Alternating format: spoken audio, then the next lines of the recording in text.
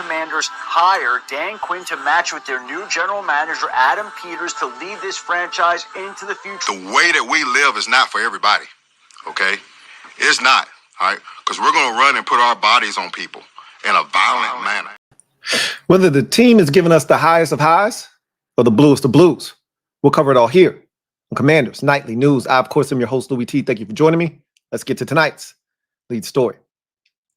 So the Commanders continue to press all of the right buttons this season, right? This offseason, into the preseason, into the regular season, as the Commanders give young budding star on the offensive line, Sam Cosmi, an extension of 4 years, $74 million, with over 45 of it fully guaranteed. I felt like when I saw this, we exorcised some demons here from the Brandon Sheriff situation, because the first thing that I thought of when I saw this was this group is smart enough to understand that you don't come into a situation and leave an opportunity like this unsettled. You know, the last group came in here and they made a blanket statement that we're not extending anybody. Nobody is above, you know, the next person. Nobody's above this approach that we're taking. We're going to come in here. We're going to assess everyone, get to know all these players. You can get to know a player in a month, 2 months, 3 months, right? You see the tape. You know what his reputation is. You know what this guy's about. You see that he's a worker over the 3 months that you got him. And then you go ahead and say, hey, this is what we're about. This guy represents what we're about. That's what they did for Sam Cosmi. They came in here. Cosmi's been playing guard for 1 season. He played at a Pro Bowl, you could argue all pro level. There were 2 guards in the National Football League that had over 1,000 offensive snaps last year that only surrendered 1 sack. Quentin Nelson of the Indianapolis Colts, Sam Cosmi. That is it, okay?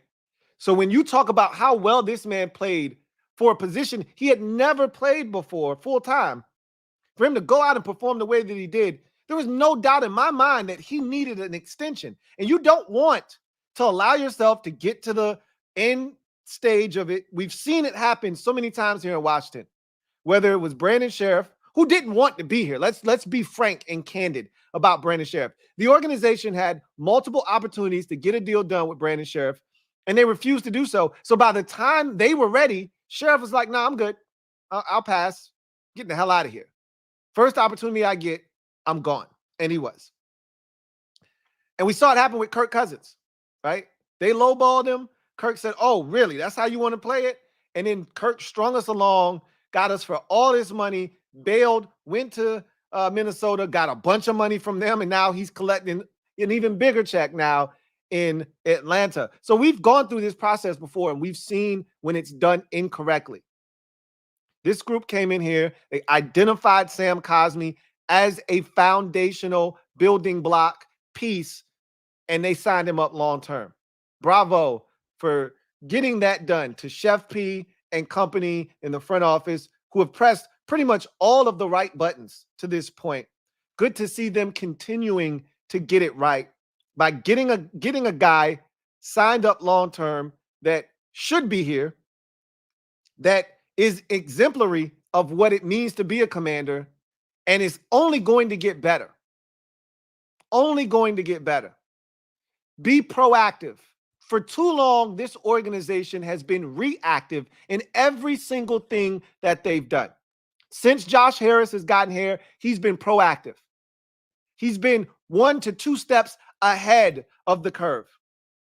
Since Adam Peters has gotten here, he's been proactive. He's been 1 to 2 steps ahead of the curve. Some of you might argue he's a little bit behind in certain areas in terms of roster construction and being more aggressive, getting more offensive line help, getting more receiver help in the offseason. I beg to differ. I think they've done enough to put this team in a position to compete in year 1 when you're turning over a roster as aggressively as we have. And I've said this already, there wasn't a lot of stuff out there. Adam Peters has been aggressive, he's been proactive, and he's put this team in a position to compete, and I think compete at a respectable level this season. And depending on how the chips fall, how we perform, if we are able to get some of the breaks this season, who knows? This thing could end a lot better than a lot of us think it might. But this was a very smart, calculated, and shrewd decision by the staff. And it wasn't hard. This was a no-brainer. But because we've suffered so much PTSD, even the simple no-brainer type of decisions seem to be far-fetched to us because we just haven't done it the right way for so long. So when something like this happens, it's the right decision and it's done at the right time. I don't want to say that we're surprised, but it's just us going, this is refreshing. Again, I want us to get to a point where decisions like this, moves like this, don't surprise us. You know, we're not like, oh my God, I can't believe we got this right. You want us to get to a point where this is normal behavior. But since we're in the infant stages of this, everything is brand new to us. It's fresh and new. And it's so fun to watch this take place. So happy for Sam Cosmi. He's earned this after a rough start to his career, to be honest with you. You know, in and out of the lineup with injuries, kind of trying to figure out where he fits in, dealing with an incompetent staff. It's amazing that somehow, some way he was able to find his way, you know, and really carve out a niche for himself in this league. It's one of the few things that Rivera and company actually did right here, was kick Cosmi inside and just leave him alone. So good for Cosmi. Now he can just go out and play ball, and he talked about that, and we'll talk about that a little bit when we get to his presser from today. But now he can just go out and play ball, not worry about the contractual situation inside of things. And I think they're going to continue to do this. Guys that belong here, they're going to take care of them and keep them here. Like, if Jonathan Allen and Terry McLaurin play well this year, I wouldn't be shocked if you see those two guys get extensions this offseason, especially Jonathan Allen. He's coming up on the end of his deal. Terry will be there pretty shortly. I would imagine that if both of those guys have really good seasons this upcoming year, that you could see an extension in line for both of those players. Like, I expect them to take care of the guys that they feel like are core commanders and are going to help this team prosper moving forward. Cosmi is a part of that group. Deron Payne, Jonathan Allen, Terry McLaurin, obviously Tressway are the guys that they kind of inherited that are part of that group. If they continue to play at a high level, Cosmi's a lot younger than those guys, right? So this was him getting his second contract after his rookie deal. Whereas Terry and Jonathan Allen, they're about to hit contract number 3. So you got to think long and hard. Is this guy still got good football ahead of him? Because you're not paying a player just for what they've done, but you're also paying them for what you think they're going to do. It was easy to pay Sam Cosmi because his best football probably lies ahead of him, which is why it was smart to get this done this year. Because if he goes out and we play well enough and he gets that All-Pro or that Pro Bowl nod, the price just went up. Get ahead of it. Get it while this price is reasonable. And that's what they did. Good for the Commanders. Good for Cosmi. Good for team and roster building. Now let's see what other pieces can join Cosmi as we look to build this thing brick by brick, piece by piece. That's exactly what you go into this season looking to see. Who are all of the players that are going to be along on this ride with us? Because not everybody's supposed to take the trip. Some of the guys are going to get dropped off at the corner. Others, we might drop them off a couple exits up the road. Hell, some we might even take maybe a state or two with us. Not everybody's taking a trip. The entire trip. Start figuring out which guys are going to go with us and which guys we got to drop off. Cosmi's in it for the long haul. Who else is going to be there? Good to see Sam Cosmi get paid. I'm excited for him this season because he's going to have some tough matchups this season. He's going to be tested. Hell, Vita Vea's on the docket week 1. I mean, he doesn't get much more physical than that. He's a brute in every sense of the word. He'll be tested right away week 1. Week 2, Dexter Lawrence is coming to town. All right? Doesn't get much easier after that either. Right? He's going to see behemoth after behemoth this season. Myles Garrett kicks inside a ton, especially on third downs. You'll see him. Cam Hayward just got paid. You'll see him at some point this season. Trust me, he's going to earn his keep.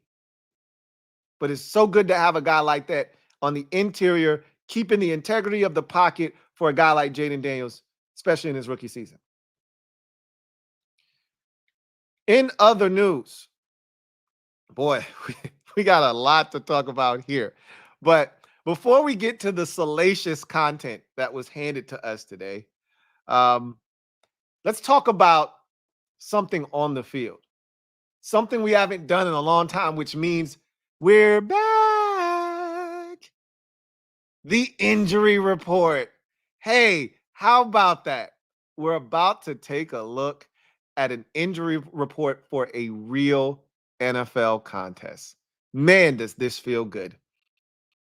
Let's take a look at the injury report for both teams heading into the week 1 contest, starting with the good guys and what we have going on. So, I will say this, and obviously, if you've been, doing this for long enough, you understand that any ailment you have to report to the NFL. You can't leave anything out. No matter how big, how small, you have to report it. I'm just going to say this is too many names for week 1 and you haven't played an actual game. And a lot of these dudes haven't really played in the preseason. This is too many damn names, right? Marcus Mariota played 1 possession in the preseason. Daron Payne played no snaps in the preseason. Jer'Zhan Newton, all right, Johnny Newton has not seen the field in any capacity, all right? Practice or anything. I mean, he might have had 1 team practice. 1. Okay. Brandon Coleman hasn't seen a preseason snap. Cleveland Farrell played in the first preseason game, hasn't played since. And Dante Fowler Jr. hasn't played in the preseason at all. There's too many names on this list for my liking. Okay. Let me just bitch and complain real quick, get it out of the way, and then we can move forward. It's too many damn names. This thing should have been 1 or 2 names long, and that's it. It's damn 1, 2, 3, 4, 5, 6, 7 names on this list. Now, I'm bitching and complaining. Wait till we get to Tampa's list. Again, most of these guys are going to play. I'm sitting here and I'm complaining and I'm bitching. Most of these guys are going to be available come Sunday. But let's get into the list. So Marcus Mariota is limited with the chest injury. There's always something with this guy, right? Damn it. I mean, for someone who barely plays, can't get touched in practice, there's always something wrong with this dude. But he serves a purpose. All right? He serves a purpose. So he's limited with a chest. Johnny Newton, we know about the foot. He's had a foot the entire time since we drafted him. He's had something going on with his foot. They've taken every precautionary step imaginable to try to prepare him to be ready for week 1. We'll see if all of their efforts end up working out for them, or if he has to miss week 1 and be ready to go week 2. We'll see what happens. DQ talked about Newton in particular and said, hey, we really want him and Coleman to get through the week of practice, but really Newton in particular, hey, let's see what he looks like at the end of the week first. He's like, we worked him pretty hard today. We're going to go limited for him tomorrow, and then we're going to work him hard again Friday and then see what we got, right? So we'll see what it ends up being. My gut tells me that he'll be a guy that I don't even have a sense right now. I like to predict these things. My gut is telling me that he'll probably play week 1. That was the goal the entire time, but I don't know, man. This guy's been up and down. Every time you think he's getting to the point where he's ready, something else crops up. But I'm going to say he'll be ready to go. Barring a setback, obviously, he'll be ready to go on Sunday. Daron Payne, I'm not really too concerned about his back. Trent Scott, his knee limited. Hopefully he doesn't even see the field. Same with Mariota, right? Brandon Coleman, and then so all those guys were limited. Now you get to all the full participants. Brandon Coleman with his shoulder full, Cleveland Farrell with his knee full, Dante Fowler Jr. with his knee full. We were told that those guys would be ready to go come week 1. So it's not a surprise that all of them are on the injury report, but also practicing in full. Hopefully that continues to be the case throughout the rest of the week. And if that is in fact the case, then we should be in pretty decent shape, because a lot of the names on this list aren't starters and heavy contributors anyway, outside of Payne and, of course, Johnny Newton.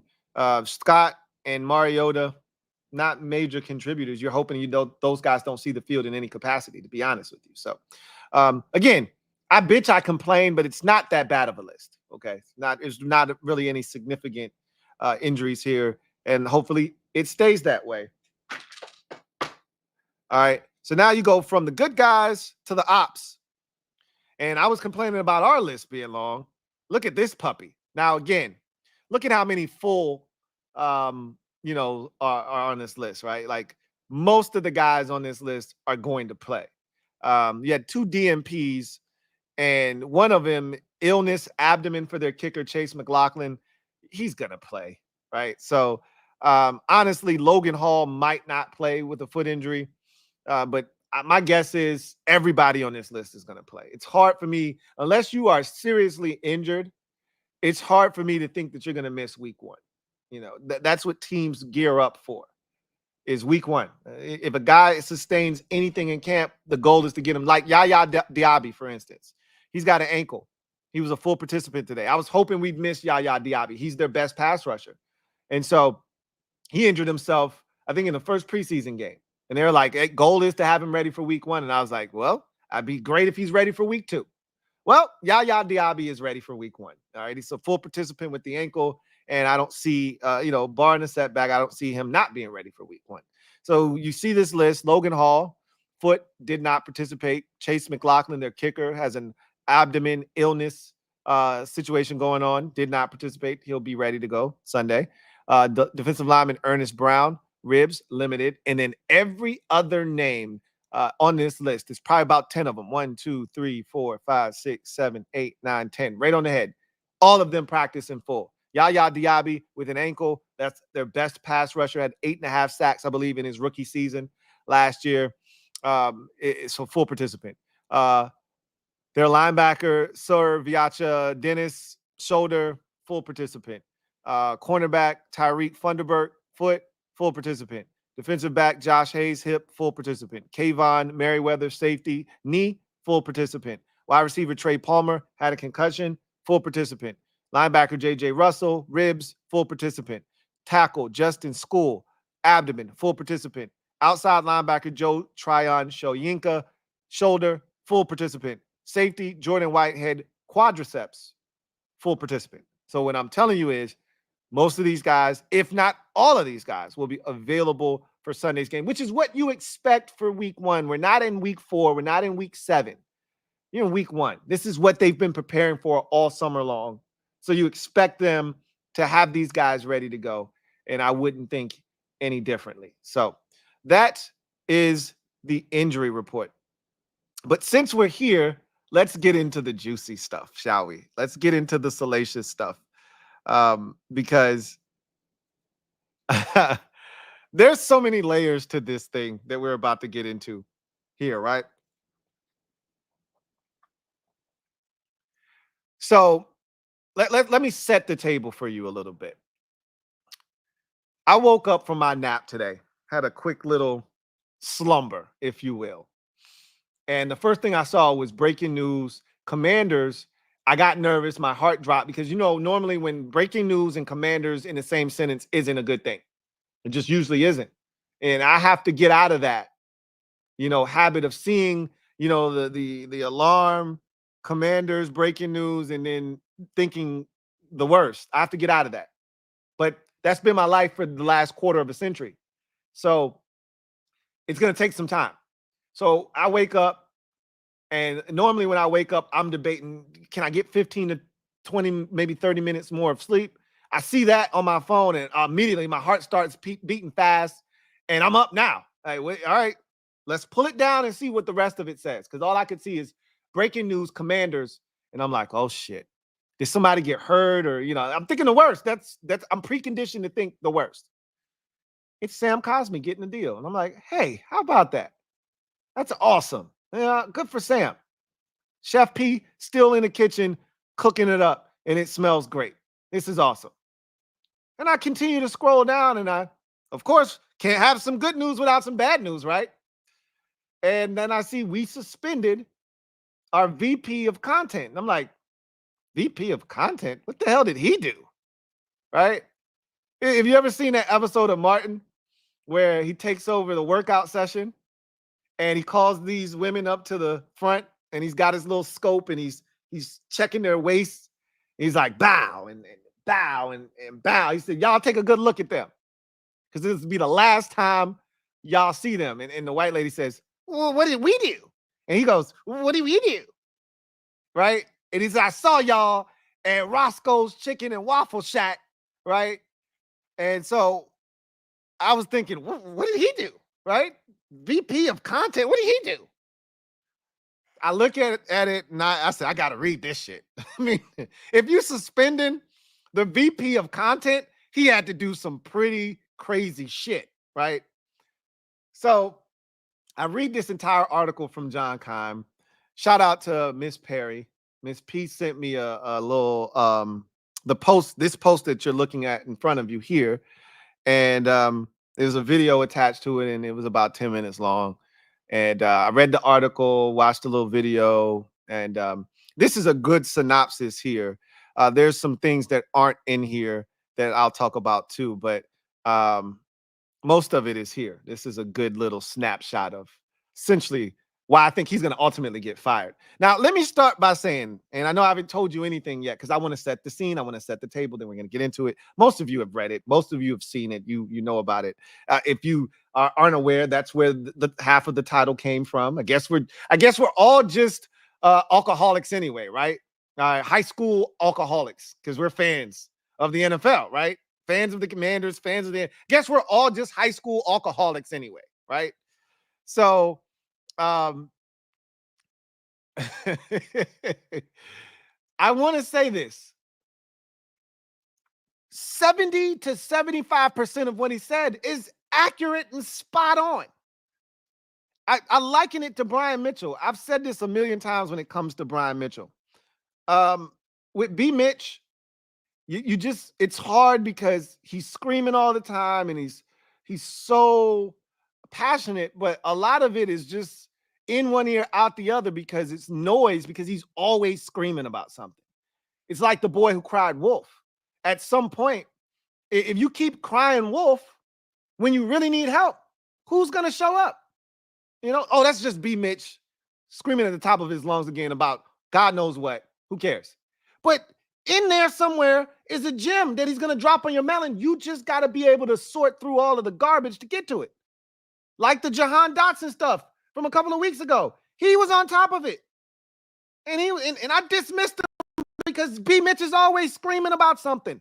So I was like, that's just B. Mitch, you know, bitching about the organization again. He does that from time to time. There was a gem he was dropping on our melon. There's a lot of gems in here from our guy, Rael. Problem is, he also talks shit about us.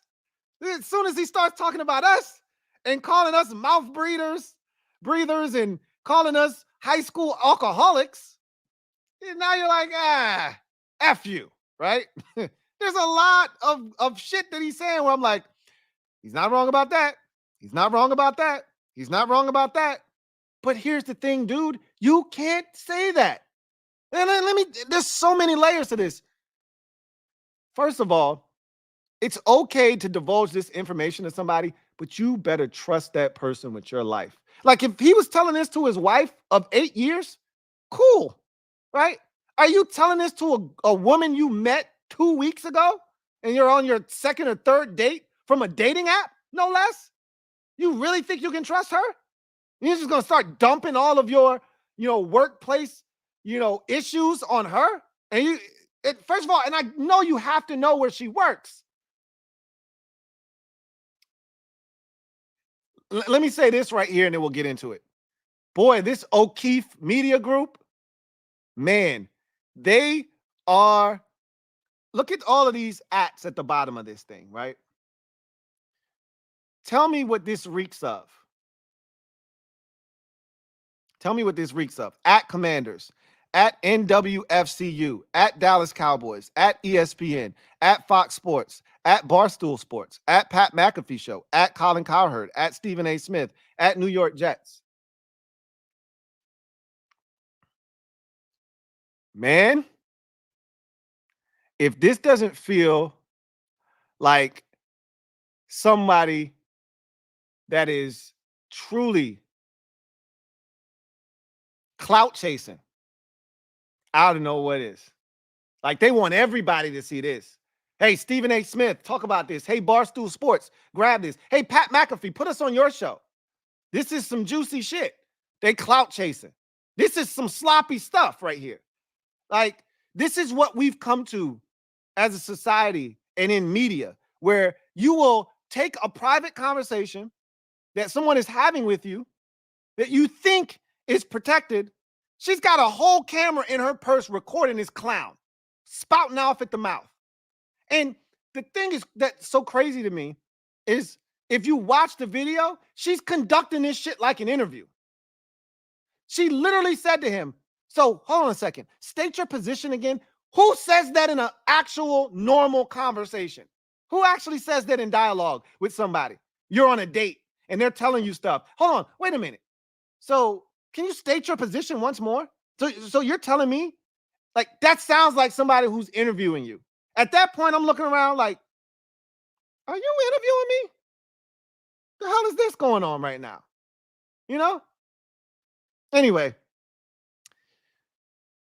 boy, I tell you, be very, very careful. I tell y'all a lot. It's not safe out there in them streets. Stay off of them damn date naps.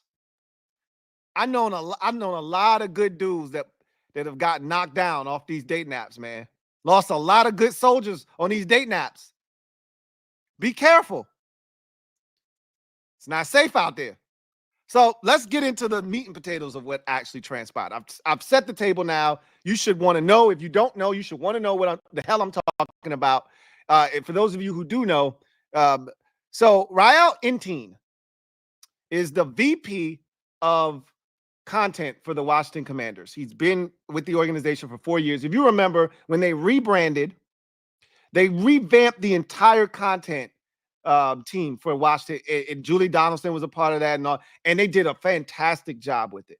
Like, before, our content was trash, the audio was horrible, the visual aspect was one of the worst in football, and we used to complain all the time. We couldn't hear the reporters. We still really can't hear the reporters, but we can hear them a lot better because they toss a mic around now so that when they ask the questions, we can actually hear the questions, and then we can clearly hear the audio. The visual aspect isn't trash. The camera isn't jumping around and shaking all the time. And then they started giving us stuff like the commander's log, and they started giving us the command center and different things to make us feel more part of the organization. So they revamped and reshaped the way they interacted with the fans. And he was a part of that.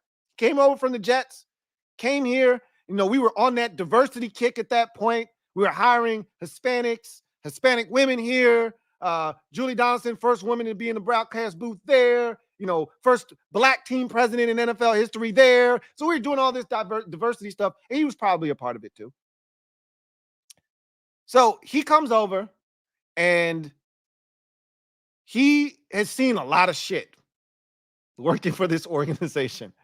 And this is about as clean as it's gotten for him. And he probably got a little too goddamn comfortable because it's all sweet now that you got a real owner, real general manager, a real building atmosphere. He probably started feeling himself. Hey, I can actually go out and enjoy myself. Let me hit this date nap, and let me get out and mingle a little bit now that my work life isn't pure hell.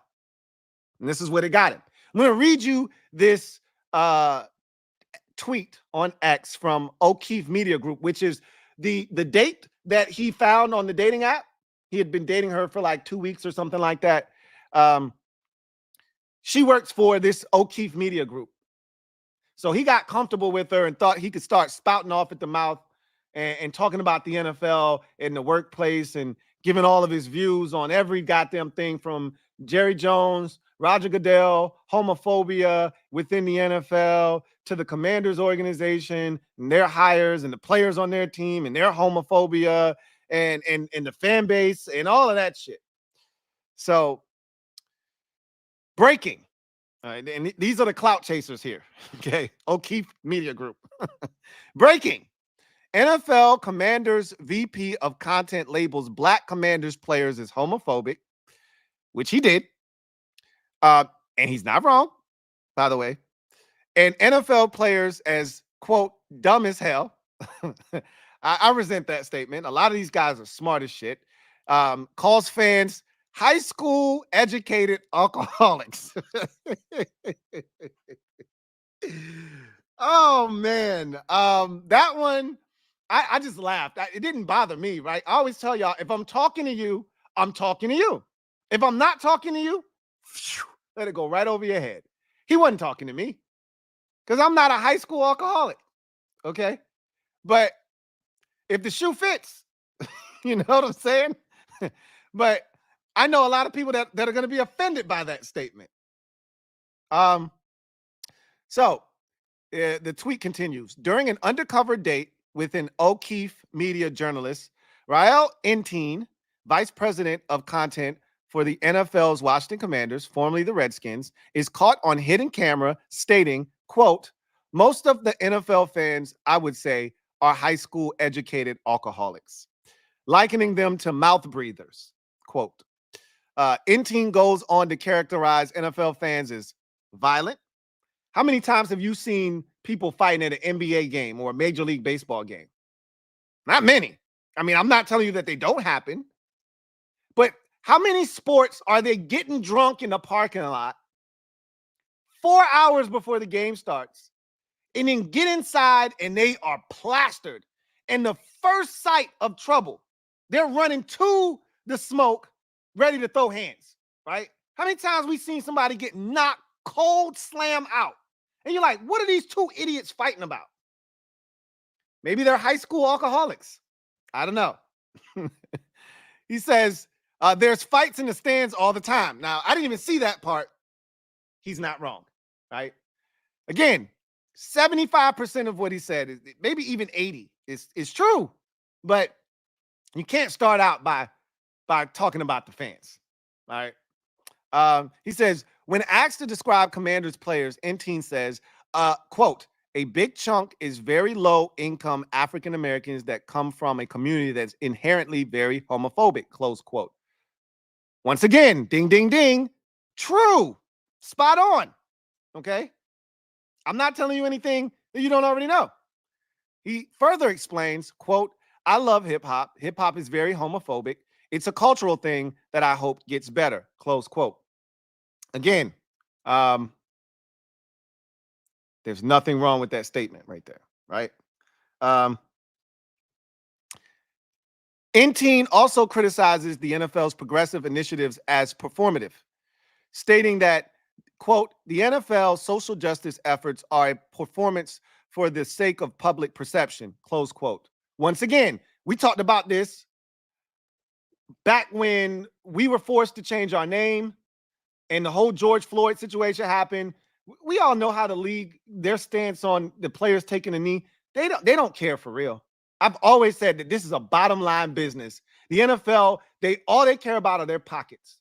And you can't have a league this big and don't do things for social justice and change with the resources that are at your beck and call. You can't be an NFL league that clearly says we're all about diversity, we're all about affecting change. You can't sit there on the sidelines and do nothing.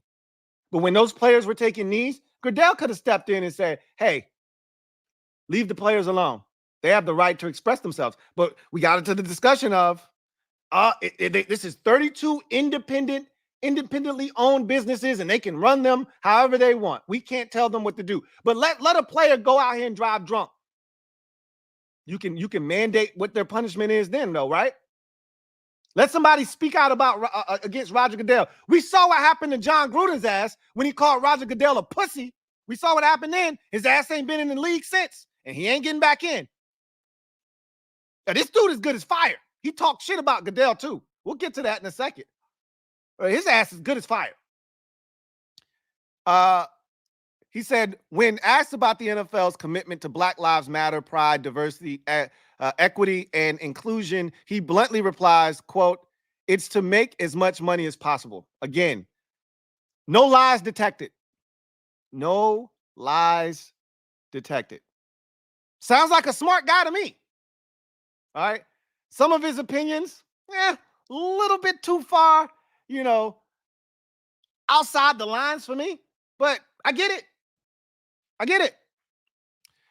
N-Team further denounces NFL Commissioner Roger Goodell as a $50 million puppet, close quote. Again, does anybody see a lie here?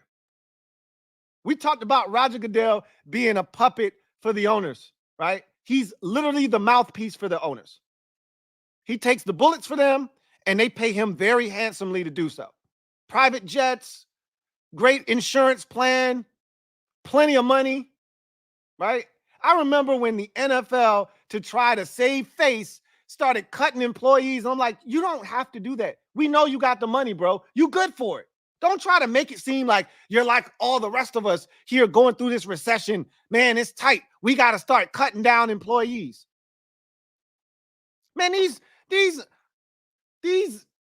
television stations, these networks are over here fighting over, fighting each other, falling and tripping over each other, trying to give you fistfuls of money, backing up the Brinks truck, and you over here cutting down, small-time employees that work in the front office because of what? To save face, to say, hey, we're feeling it too. F out of here, man. Controlled by the owners, which he is. N-Team proceeds to accuse Jerry Jones, the owner of the Dallas Cowboys, who he claims really runs the NFL. Again, do you see anything wrong with what he said? Right? Of harboring deep-seated biases, saying, I think he hates gay people and black people. Look, I don't know what Jerry Jones does or doesn't hate. And hate is a very strong word, and I try to stay away from that word, right? Unless I know somebody and I know how their mind works. Do I think that Jerry Jones is prejudiced? You damn right he is. We saw his ass out there as a kid, standing in front of the school when the black kids were trying to get inside the school, and all of those white kids were berating them as they were walking in, and he was right there talking about I just wanted to see. Bullshit. You wanted to see my ass. Pause. We know Jerry Jones. When his players take a knee, Jerry takes a stand. What did he tell us? None of my players gonna be taking a knee. We don't do that. I bet they don't do that.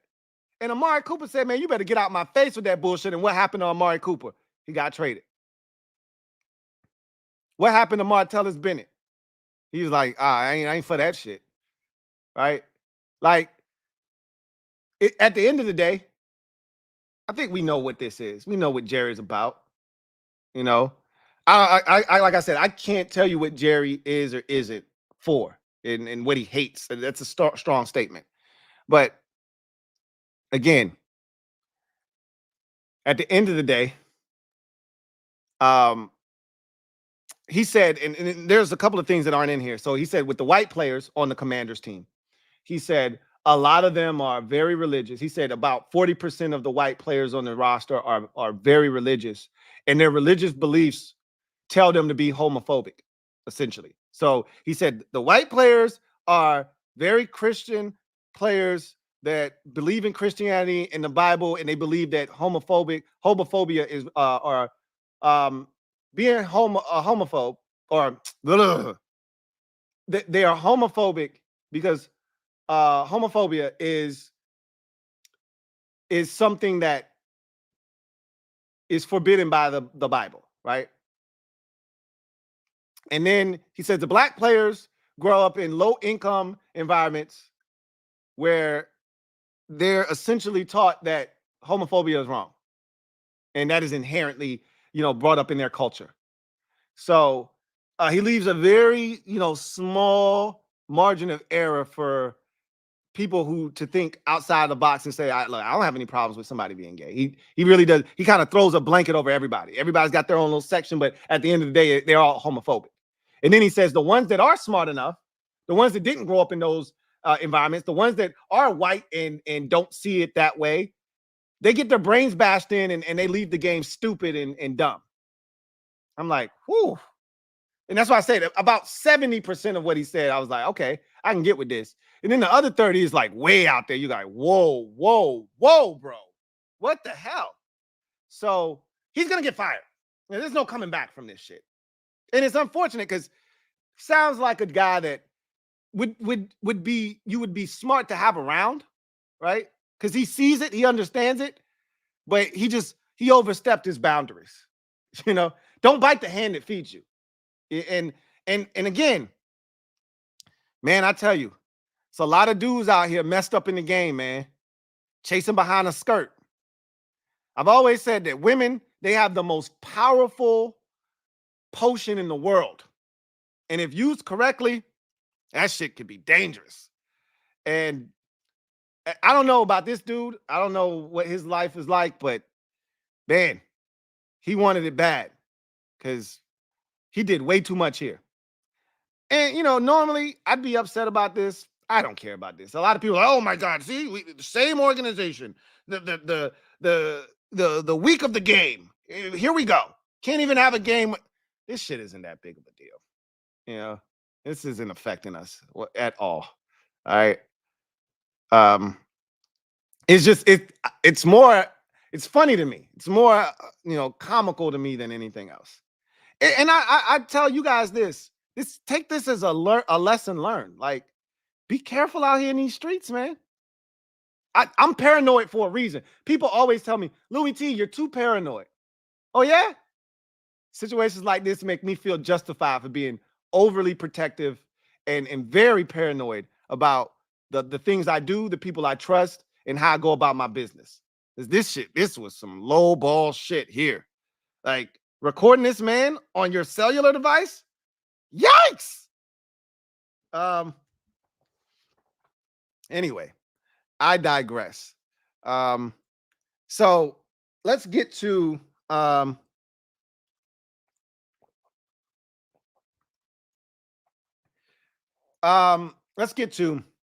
what we heard from the head coach, Dan Quinn, the starting quarterback, Jayden Daniels, and newly paid Samuel Cosmi, offensive guard Samuel Cosmi. So let's start with DQ.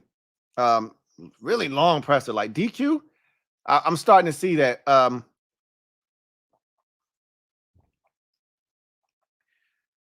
DQ talked for 22 minutes.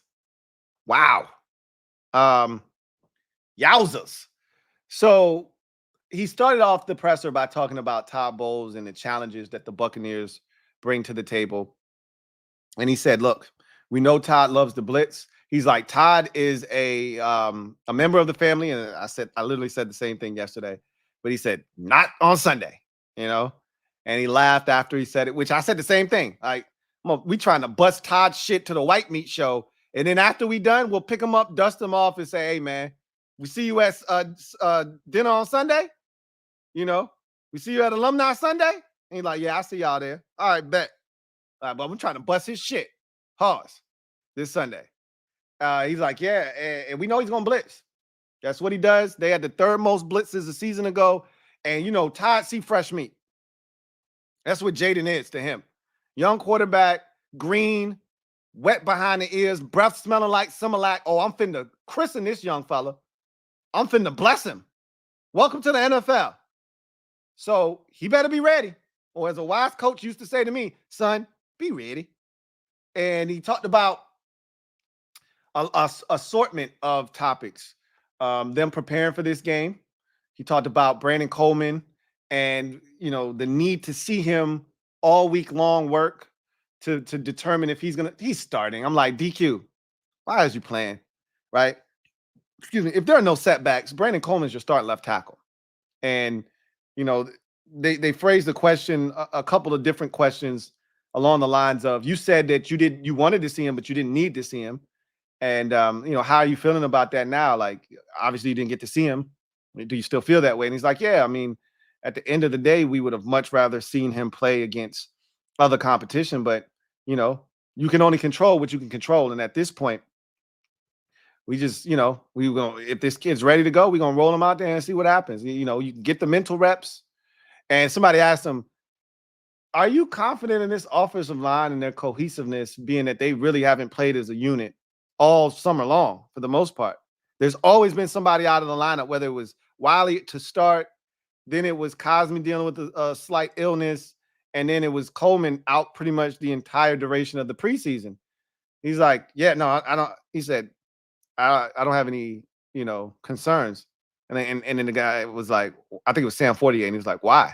He's like, what's my alternative? Like, we can't be concerned. Like, we gotta go out there. They don't have a choice. They gotta have their shit together. Like, that's not optional. We can't be like, well, they're not on the same page, but we'll be fine. No, especially this week against Todd Bowles, right? It's one thing if we just gotta have 5 guys out there blocking the guy in front of him, just trying to win one-on-one matchup. Todd Bowles is going to come with some creative shit, and they're going to mix up their looks. They're going to mug gaps. They're going to have faux pressures where they look like they overloading this side only to come from the opposite side, and those guys drop out. It's going to be a lot of shit. And this is one of those weeks where Jayden's ability to process, and DQ said this is why we feel confident in this young man, because his ability to process is going to be on display this week. It's going to have to be, because he's going to get a lot of different looks. It's going to be hard to decipher what they're doing pre-snap. They're going to try to fool him. They're going to give him this look. He's going to think he's getting this. They're going to drop out of that. And now all of a sudden, where you thought you were going with the ball, you can't. And so he's going to have to make quick snap decisions. And, this guy's over-prepared. He talked about Jayden Daniels. He said he's over-prepared. You love the guy and his study habits and how he puts in the work. We started implementing the game plan today, and he's already got it. So you just love the work that he puts in, and we feel confident that he's going to be ready. When those challenges present themselves, he's going to be ready. They asked about Johnny Newton, and he said, look, as far as Johnny Newton is concerned, we're going to take it slow with him. He got after it today. We're gonna pull him back a little bit tomorrow, and we're gonna get after it again Friday, and then we'll kind of assess where he is then and kind of decide what he's gonna do. Remember, this is not a home game, so they're gonna have to make up their minds as to whether Johnny Newton's gonna play. Now, again, it's not like they're gonna leave him home. He'll be on the sidelines whether he's playing or not. He's on the active roster, so it's not like they got to decide so he doesn't take the trip. He'll be there with them. I think it could come down to a game time decision with him. They might want to work him out pregame to see how he feels before they turn him loose. I'm still going to say my gut is he's going to play, but obviously there can't be any setbacks with him. He talked about, being prepared, for anything that could happen in the game. He's like, yeah, we've gone through so many different scenarios in our heads and how we want to prepare. He said, as a coach, you want to be prepared for every single scenario that can come up. And we've been working through those things all week.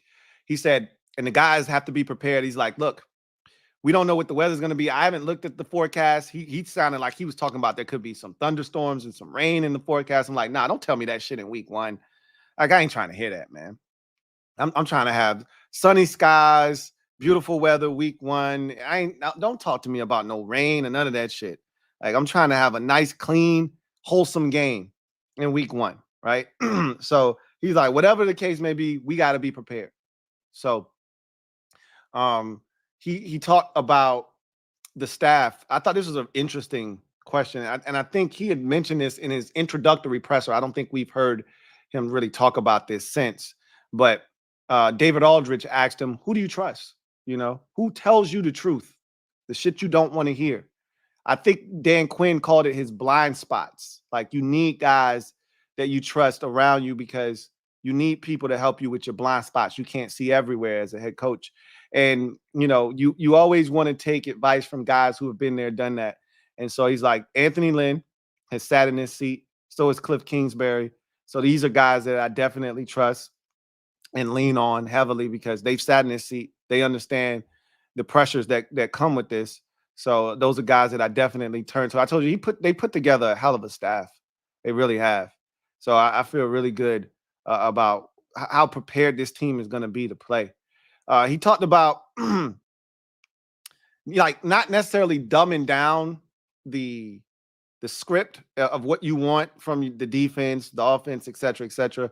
He's like, certain position groups, you don't want to overload them with shit and bog them down. He's like, defensive linemen, we're not trying to put a whole lot of shit on them. We just want them to run forward as fast as they can, as physically and as violently as possible, so they can go wreck shop. We ain't trying to have them thinking about dropping here and this coverage and that. Let the safeties worry about that shit. You know, you just go and just be as destructive and disruptive as you can up the field as a defensive tackle, right? So he's like, certain groups, you don't want to overload them. You really don't want to overload any player because you don't want guys thinking, especially with the way they want them to play defense in particular, they want everybody playing fast. If you're playing fast, you're playing physical, wild, and free. And the most important thing there is free. And that means your mind is uncluttered and you're just going out there and you're being proactive instead of reactionary, right? So he talked about that, and he just talked about really being prepared. He said this first game isn't necessarily a tone setter for the season because you could get your ass whooped in week one. And I remember the Patriots, one of those years they won the Super Bowl, they did Lawyer Malloy dirty, right? Got rid of him right before the season started or in the offseason. Didn't want to give him a contract. He went to Buffalo, signed a deal with them, which is in the division. And Lawyer Malloy was pissed. And a lot of the players on the team for the Patriots were pissed because Lawyer Malloy was their guy. They all came up, Ty Law, all of them, you know, Teddy Bruschi, Willie McGinnis, all of them was tight. They all came up together and helped kind of build that thing into what it was. He goes to Buffalo and they beat the shit out of the Patriots 38-7, week one. Crushed them. Patriots went on to win the Super Bowl that year, right? The Giants, I don't have to tell you, you are part of this. If you're old enough to remember, you're a part of this script. We were. As fans, we watched this shit unfold. The Giants in 2007 started the season off 0-2. They got drubbed by Green Bay like 45-20. And then we were up on them. I think it was worse than that. It was probably like 45-10 or some shit. And then we were up on them 14-3 at half. We had on the yellow helmets with the R, with the striped socks and the gold pants. Gold. Oh my gosh. It's one of my favorite ensembles. And, you know, let them come back and beat us. I want to say 17-14 or 20-14. I think they beat us 20-14. Something like that. Lydell Betts getting the 4th down carry at the end of the game with Clint Portis not in the game. Why he's not in the game, I don't know. But we ended up losing that game. And they went on to win the Super Bowl. After starting 0-2, they got blown out by I want to say it was the Cowboys and the Packers in the first 2 games. They were outscored like 85-20. And we were up 14-3 and then blew it. They beat us and they went on to win the Super Bowl.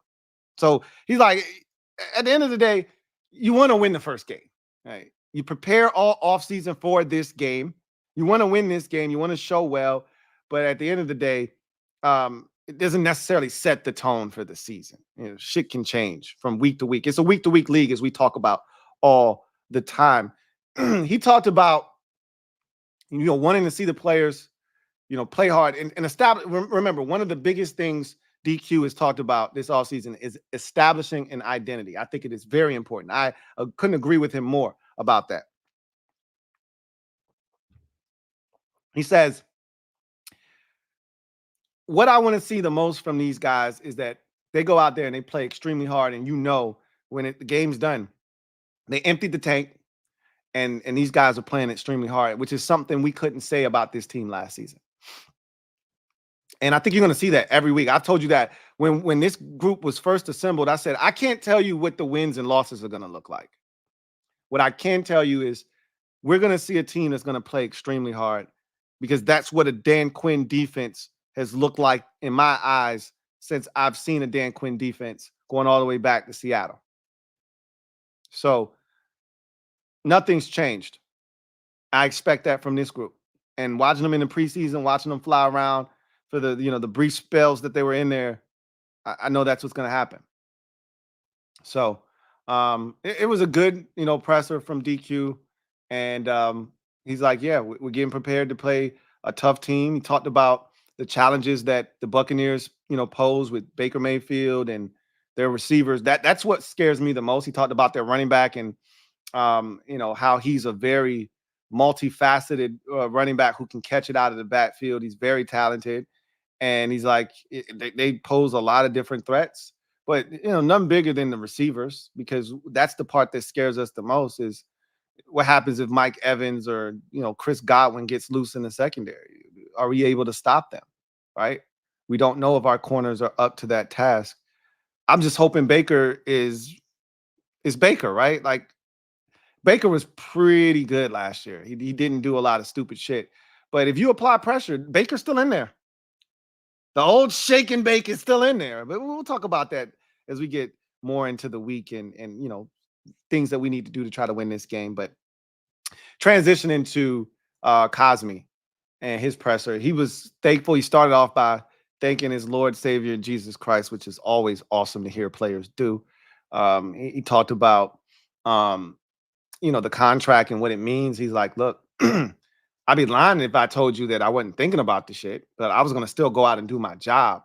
But he said, this was brought to my attention that this was a real thing in February. And then the shit went radio silent and we didn't start talking about a contract extension until 3 weeks ago. So in my mind, I didn't think this shit was going to happen. We heard nothing since February.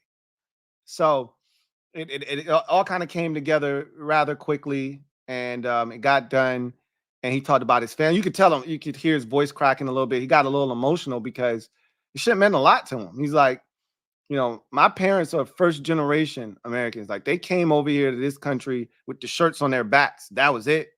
And they made themselves into the people that they ultimately became, and they instilled that work ethic in me. And it's it's a beautiful thing for me to be able to see all of my work ethic come out and be rewarded for it here with this contract. So he talked about, all the work that he has put in. And he said, because they asked him about individual accolades. Like, do you ever, obviously he's like, because I just wanted to get this done. Because really, I just want to focus on beating Tampa. I don't even want to think about this contract shit no more. I'm so relieved that it's over. I don't have to worry about this no more because it was in the back of my mind. I'm not going to front. But I was going to come to work every day and be the same Sam Cosmi. I wasn't going to change who I am and my work ethic and what I'm about and what I stand for because I hadn't gotten paid yet, because that's how I'm going to get paid. So he said, now that this is taken care of, I can move on, play free, not think about it. But he said the reason he wanted to stay here, before we get into the individual accolades, he said, because he could have easily got the free agency. And the way the question was phrased, it was like, look, you could have just waited to the end of the year, gotten the free agency and tested the market. They probably weren't going to let him do that. They couldn't come to an agreement. He would have been a franchise tag candidate. But we saw what Brandon Sheriff did. He manipulated the system. He told us, lied to our face, right?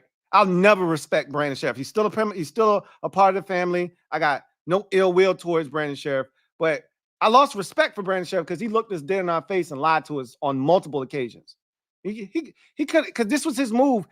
All he always ever said was, "Hey, I'm gonna let my agent handle it." He could have just kept that narrative, and that would have gave me all I needed to know. But instead, he would always say, "No, I want to be here. I 1000% want to be here." And he would always tell us that he didn't want to be here. And I don't blame him for not wanting to be here. It was a toxic, dysfunctional situation. I wouldn't have wanted to be here either, but don't lie to us. Just say, I'm gonna let my agent handle that, which was usually his standard line. I'm gonna let my agent handle it. But Cosmi wanted to be here. And the reason he wanted to be, I remember this like it was yesterday. The exit interviews from the players. The one that stuck out to me the most was Sam Cosmi, because he sounded like a man that was fed up. Like, I'm sick of this shit. Cosmi's like, go back. If you can find that audio, go back and listen to Sam Cosmi after the end of last season, after we got our asses whooped by the Cowboys in week 18. And they're cleaning out their lockers the next day and they're having those exit interviews.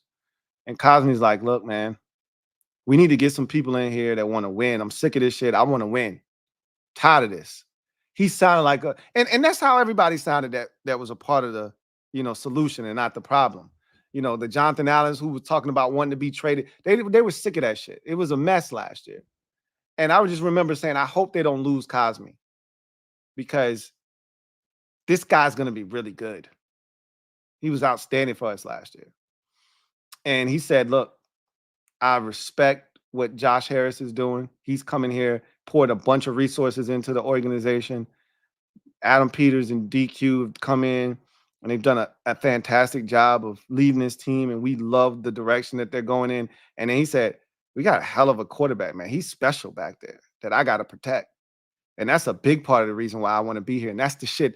That stuck out to me because that's what I've been trying to convey to y'all. Like, understand if Jayden Daniels plays well this year, this becomes a destination for potential free agents on both sides of the ball. All right. We were once the pariahs of the NFL. Nobody wanted to come to Washington. Unless you couldn't get paid anywhere else and this was your only option, nobody wanted to come to Washington. If Jayden Daniels is as advertised, dudes on the defensive side of the football, guys on the offensive side of football are going to want to come here to play with Jayden Daniels. That's how it goes in this league. A lot of times, guys base their decisions off of, yes, money, one, and two, can I win? And do you have a quarterback that can take you where you want to go? Because ultimately, if you don't have one of those, you ain't got a chance in this league. Why did Brandon Ayuk not want to get traded to the Patriots? Because he doesn't think they have a quarterback that can help him win in New England. It's not rocket science. Cosmi's like, yo, no, we got a special one back there. I want to be here for that shit. Because when this pops off, oh, the shit's going to be epic. And I want to be here for it. I love it. And he talked about the individual accolades. And he's like, nah, I got those. He's like, look, if the team wins and the team is successful, they will come. And he's not wrong.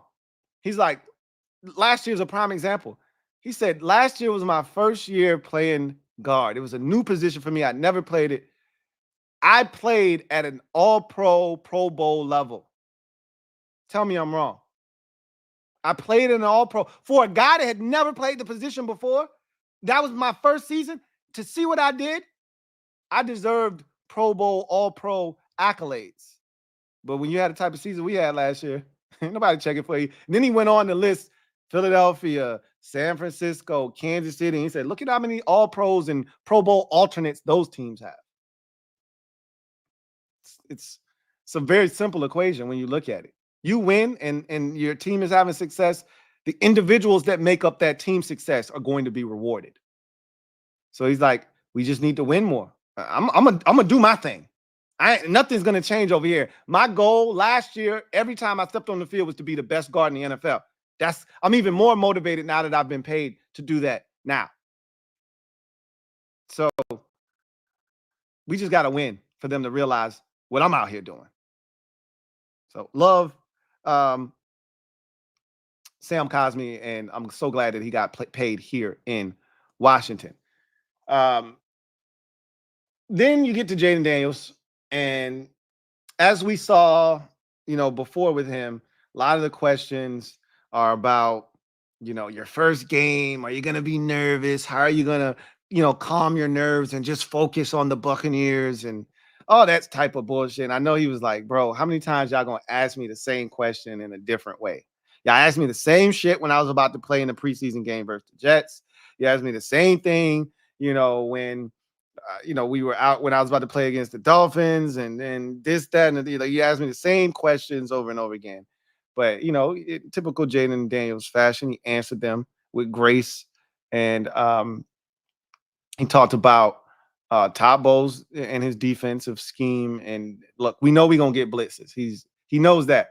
Like, you remember last year, Wink Martindale, and how we talked about all week last year in week 7 going into that first Giants game.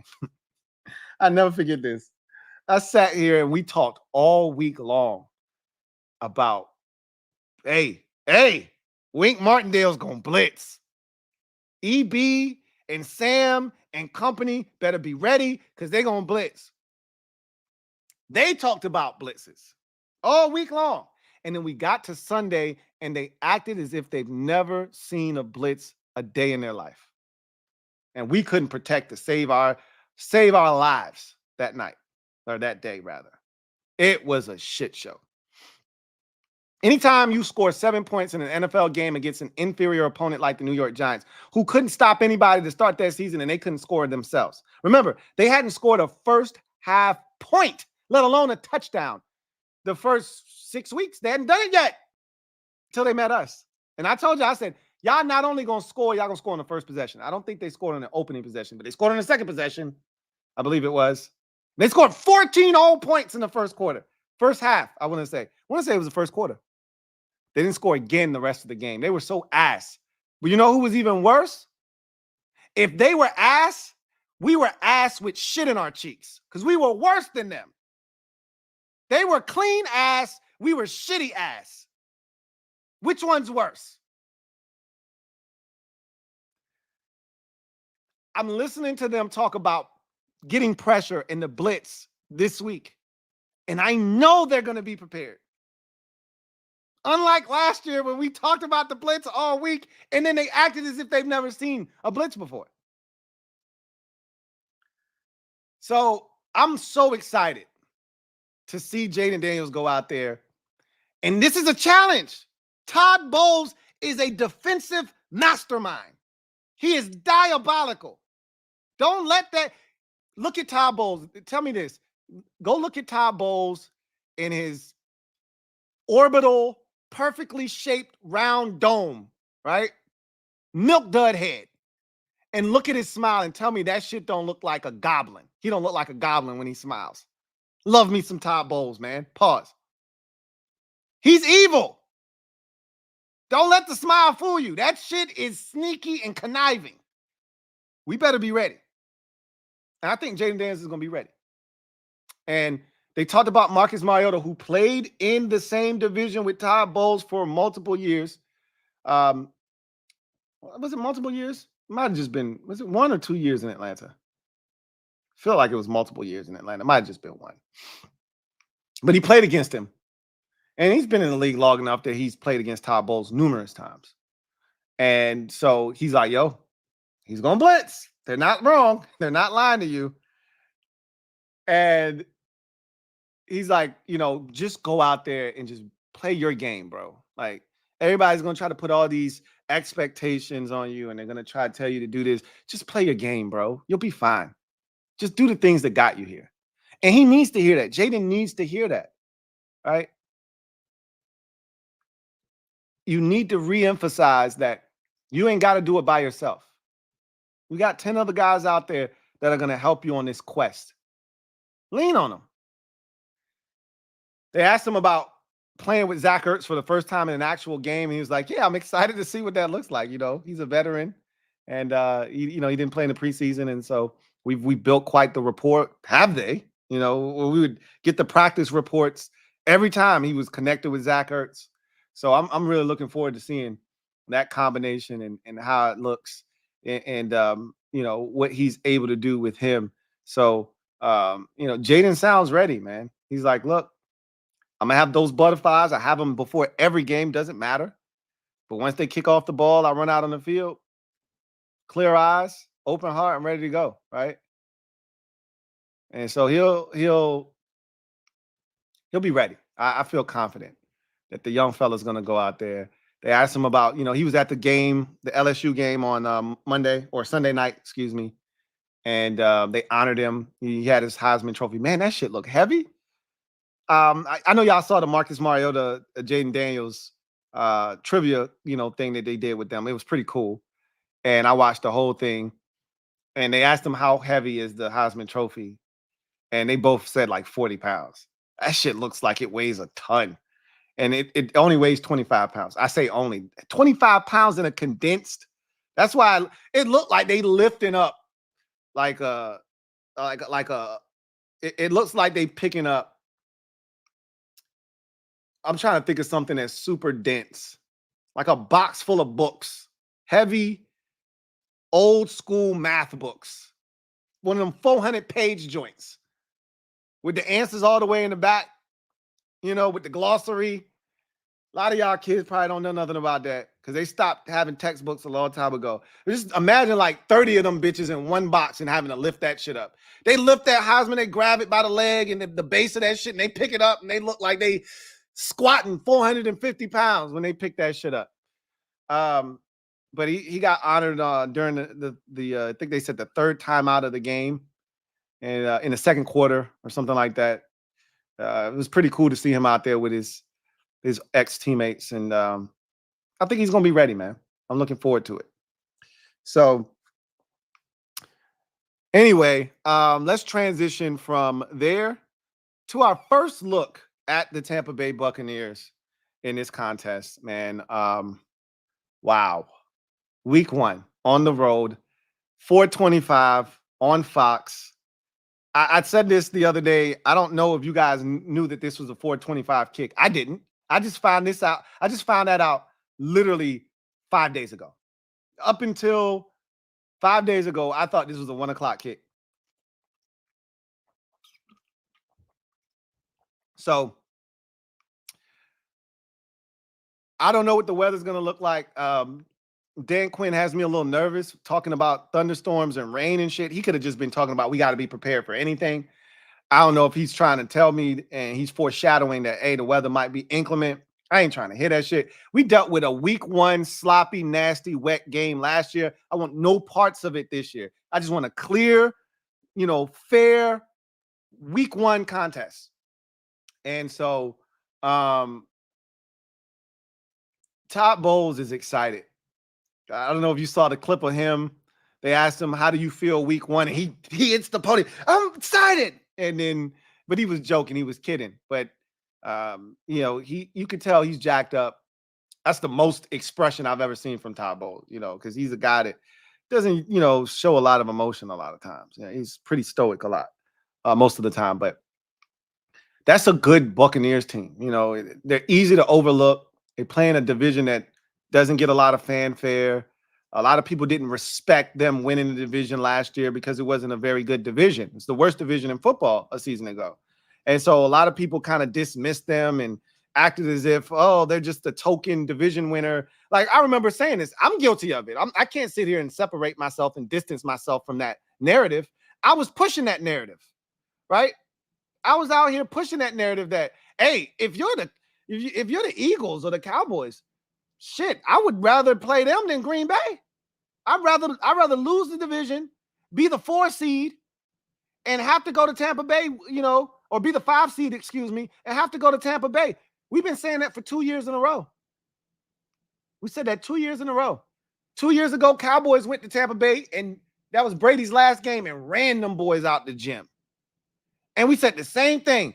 And I remember saying that exact same thing. If I'm Dallas or Philadelphia, I don't mind losing the division because I'm looking at the same shit that happened the year previous and saying, I want to go to Tampa because them boys ain't real. Those boys ain't real. And Philadelphia went in there and found out real quick just how real the Bucs were or were not. So the Bucs, they're a different breed, man. They lost their offensive coordinator, but they got, and this was something else DQ talked about, because they got a different offensive coordinator. And he's never called plays in the NFL, but he comes from the Rams. He came from the Rams. He's got, you know, a lot of that Rams, Sean McVay influence, but he's got his own flavor. He, you know, came from the collegiate range. Then he was with Sean McVay. So there's a lot of different aspects to his game, and they got to try to piece it together. So much like us, where you don't really know what to expect, we don't know where we're getting from Tampa Bay in week 1 offensively. And they didn't play their starters in the preseason at all. So we really don't know what we're going to get. But we do know this. If we can protect up front, the Buccaneers secondary is a mess. You can take advantage of them. Their safeties aren't bad, and I like the addition of Jordan Whitehead. They got him from the Jets. He was really good for the Jets last year. And we know they got Antoine Winfield Jr. So their safeties are legit, but their corners ain't shit. And you can take advantage. It sounds a lot like us, right? At least how we feel going into the first game of the season. You can attack their corners. Be careful with their safeties now. You can attack their corners. Linebackers are really good. Got a veteran, that's timeless, and Levante David. Solid crew there. And then they got no edge rushers really to speak of, none that scare you. Yaya Diaby, a second-year guy coming off of an ankle injury, is the best they've got. Does that sound familiar with some beasts on the inside led by Vita Vea? Does that sound familiar to you? I mean, they're not that much different from us in that regard. And, offensively, don't really know what to expect, but they got weapons. They got Mike Evans.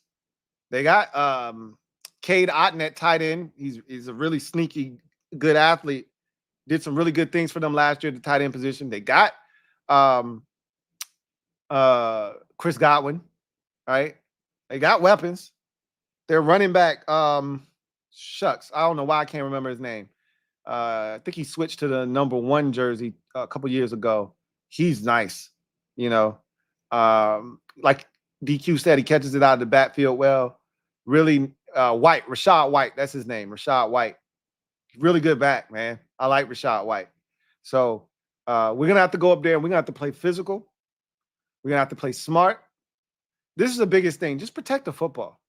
They're a team that thrives off of creating turnovers. If you don't turn it over and you wait for them to make a mistake, because they're going to make a mistake, you're going to have a chance. You're going to have a chance to win. I like our chances. I've already told you that before. But it's not going to come easy. And I really think the team that makes the least amount of mistakes is going to be rewarded with a victory in this game. I truly believe that. Truly believe that. So, really looking forward to this game. We'll get into a lot more with the Bucs tomorrow when we go behind enemy lines and really start to dig into this matchup.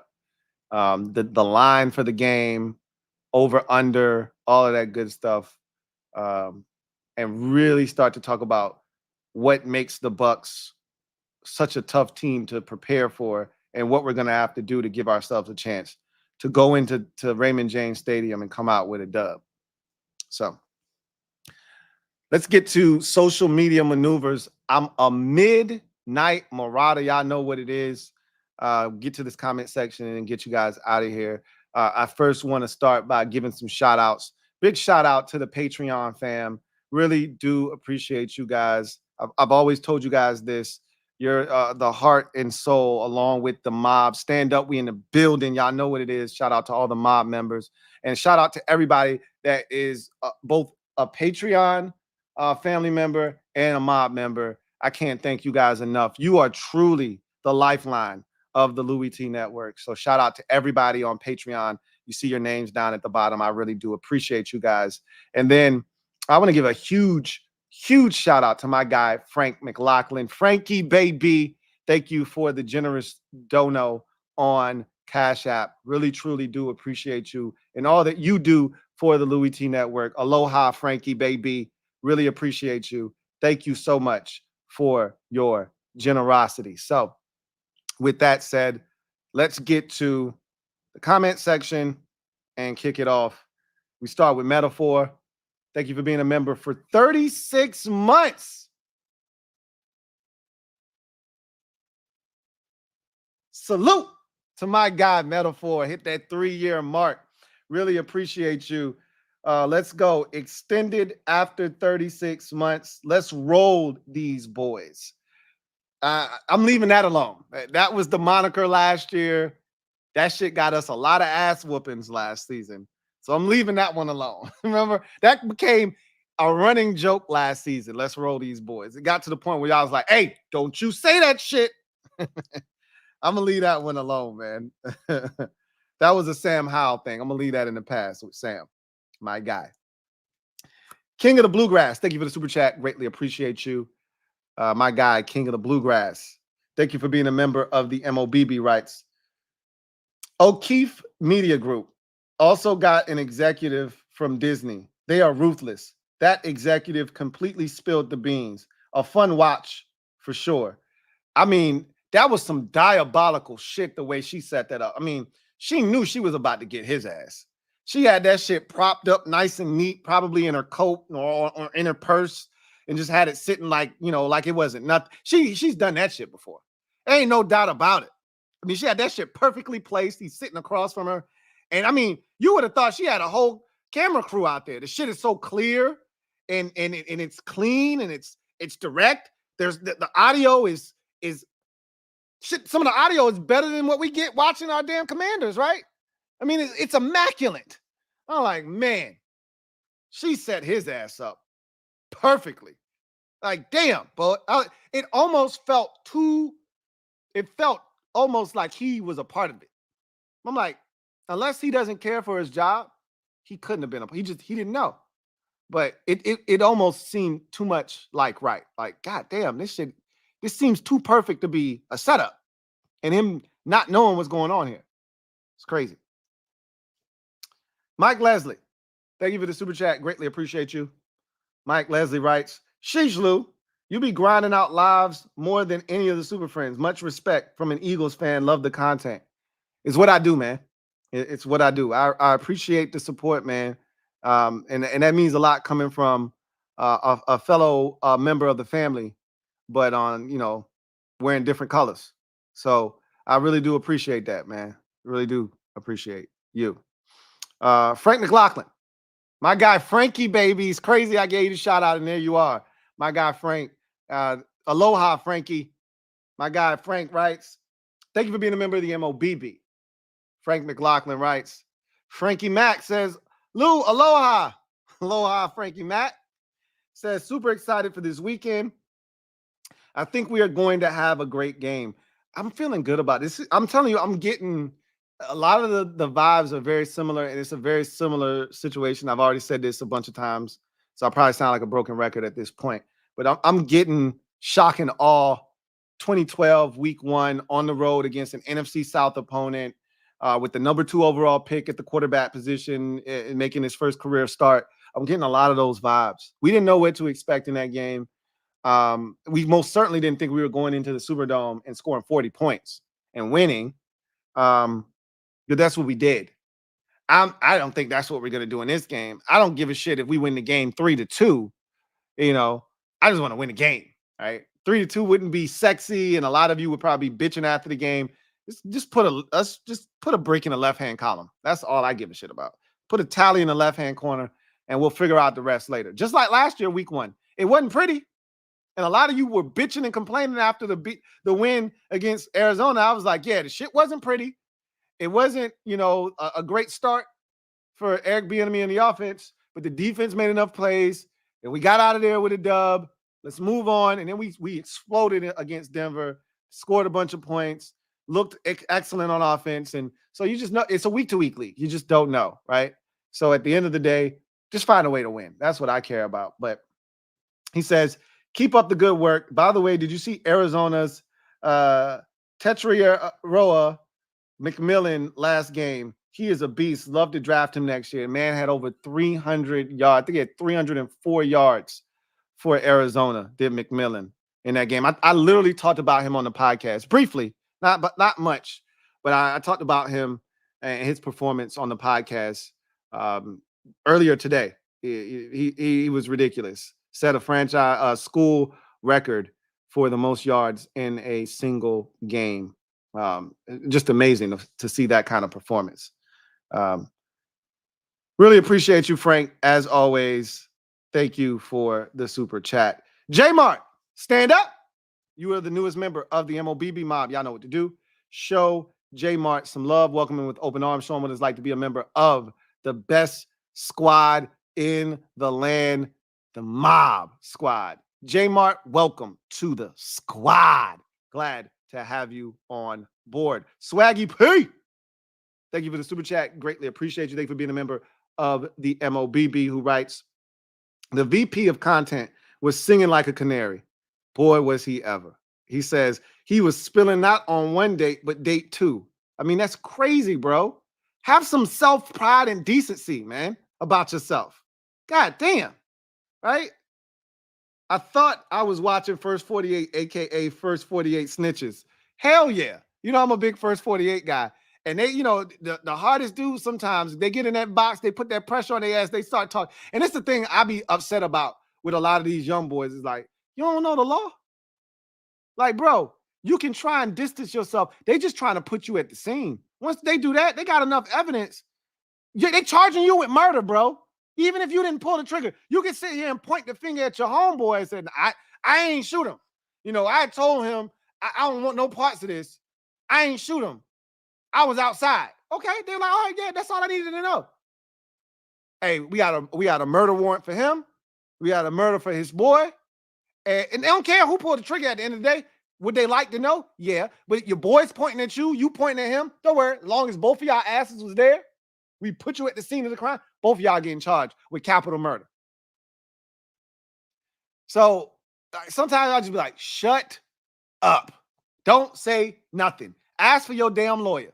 Because a lot of times they don't even have enough evidence. Shut the hell up. A lot of times these criminals think they smarter than the detectives. And they start talking too damn much. And this dude here just talking too damn much. Too much. You just met her. How's wrong with you? Door Gunner, thank you for the super chat. Greatly appreciate you. Thank you for being a member of the MOBB. My guy Door Gunner writes, ready for shenanigans this weekend in Tampa? I'm ready. I'm also ready for you to not have to come out of the stands and kick any field goals.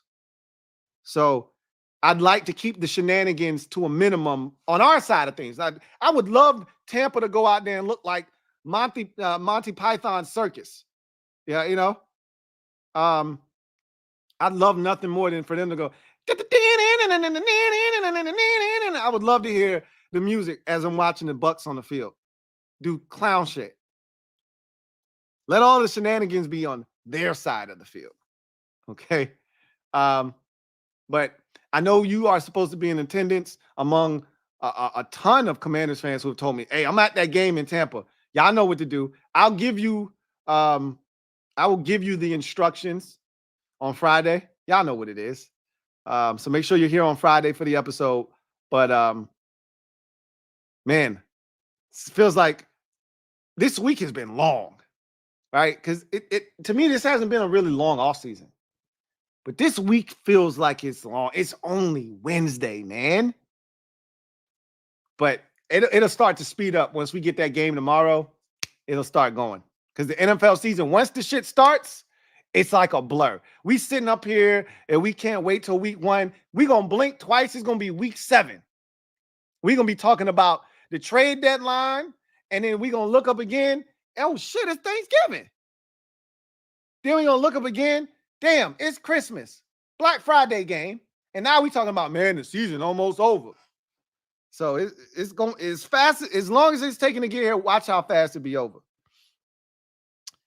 Abel Ambrosio, my guy, Double A. Been a member for 22 months, getting dangerously close to that 2-year. Annie writes, I love this time of year. We got football this week. You said it, man. Boy, did you say it. Truer words have never been spoken. It's the most wonderful time of the year. It doesn't get much better than this, man. I swear. It does not get much better than this. Lang Hughes, thank you for the super chat. Greatly appreciate you. Lang Hughes writes, Stroud torched Bucs last year. JD's legs will be huge. He did torch them last season, but it wasn't week 1 that he did that in against them. Now, if I'm not mistaken, defensively, the Bucs weren't great last season. They had their moments, but I remember, I think their first game of the season last year, if my memory serves me correct, was against the Vikings. And the Vikings lost that game because they moved it into the red zone like 4 times and Kirk threw like 3 interceptions. Like 1 or 2 of them weren't his fault. Like, you know, off a guy's hands into the Bucs' hands or, you know, stupid shit like that. But I know they moved the ball on them and they couldn't get in the end zone and they lost a game that they should have won. And it was still close with all the turnovers and mistakes the Vikings made. They still only lost that game by like 3 or 4 points. They should have won that game. I think we can have success against them, but the difference is, you know, that wasn't a rookie quarterback. And you brought up Houston last year, and CJ Stroud is an anomaly. He did not play like a rookie last season, which is what blew everybody away. So there will be opportunities to take advantage. I've told you that their corners are not good. Who's afraid of Jamel Dean? Not me. Eat his ass up like a Jimmy Dean sausage. Right? Not afraid of Jamel Dean. Cook his ass. I like my shit just slightly charred, right? Just enough so you can see the little darkness there. Cook his ass up. Ain't nobody afraid of their corners. But you got to get the ball off. That's the thing. So we'll see. If they get aggressive and a lane opens up for JD to take off, take it. Take it. Niners fan, thank you for the super chat. Greatly appreciate you. Niners fan writes, hey, Lou, wanted to check and see if you got my winners and losers PayPal cash. I'll check. If you send it on PayPal, I'm pretty sure I got it. As long as you designate it, you know, what it's for, who it's for, et cetera, et cetera. Yeah, if you send it to PayPal, it's definitely there. I've had some issues with CashApp today, but PayPal, if you send it through PayPal, you're fine. I definitely got it. Dory Gunner, thank you for the super chat. Greatly appreciate you. Excuse me, double up. Thank you for doubling up. My guy Dory Gunner writes, kicking legs, staying warm just in case too. Nah, bro. Nah, brethren. We don't need you. I need you right there on the side, getting loud and making it tough on Tampa in their own stadium. I don't need you. You already, I was thinking about it. I debated it. And then when you told me, hey man, I don't know if I can make a tackle, I was like, I don't even know if I can use you, bro. I don't know if I can use you. Yeah, I get those Brucey vibes from you. So nah, we good. But we've had this conversation. Just stay ready just in case. Stay ready just in case. Big Money Sonny, thank you for the super chat. Greatly appreciate you. My guy, Big Money Sonny. Thank you for the super chat, and thank you for being a member of the MOBB. My guy, Big Money Sonny writes, this team keeps getting caught with their pants down. Dude was super thirsty. Now he's about to go find food stamps. We still gonna be we still gonna dookie on the Bucs. Look, I don't really know what his, you know, what, I don't know what he was thinking, but at the end of the day, it's minimal impact on the game or on us as fans or the organization as a whole. Think about all the shit that we've dealt with over the years prior to games. Remember 2 years ago, before the Bears, 3 hours before the Bears game, ESPN drops this expose that they probably had been working on for months. And they dropped it 3 hours before the Thursday night game against the Bears. You're like, are you effing kidding me? Like, that's the kind of shit we've dealt with. This is nothing. This is small potatoes compared to all of the shit we've dealt with. This is nothing. You suspend him, you move him out of the way. All right, back to business. All right. Nothing he does impacts anything that happens on the field with this organization. And so we move on. I told you, it was a salacious and interesting story.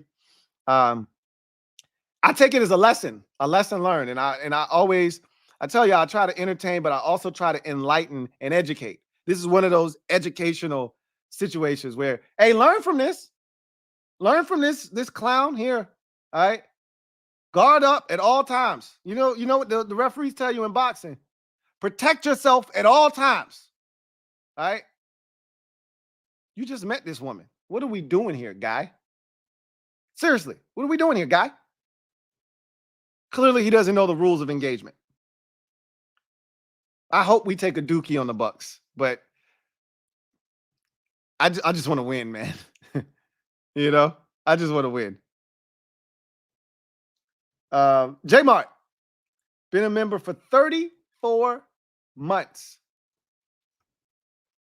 So you got back in the game. Says, ready for the game. Bart Scott. Can't wait. Well said.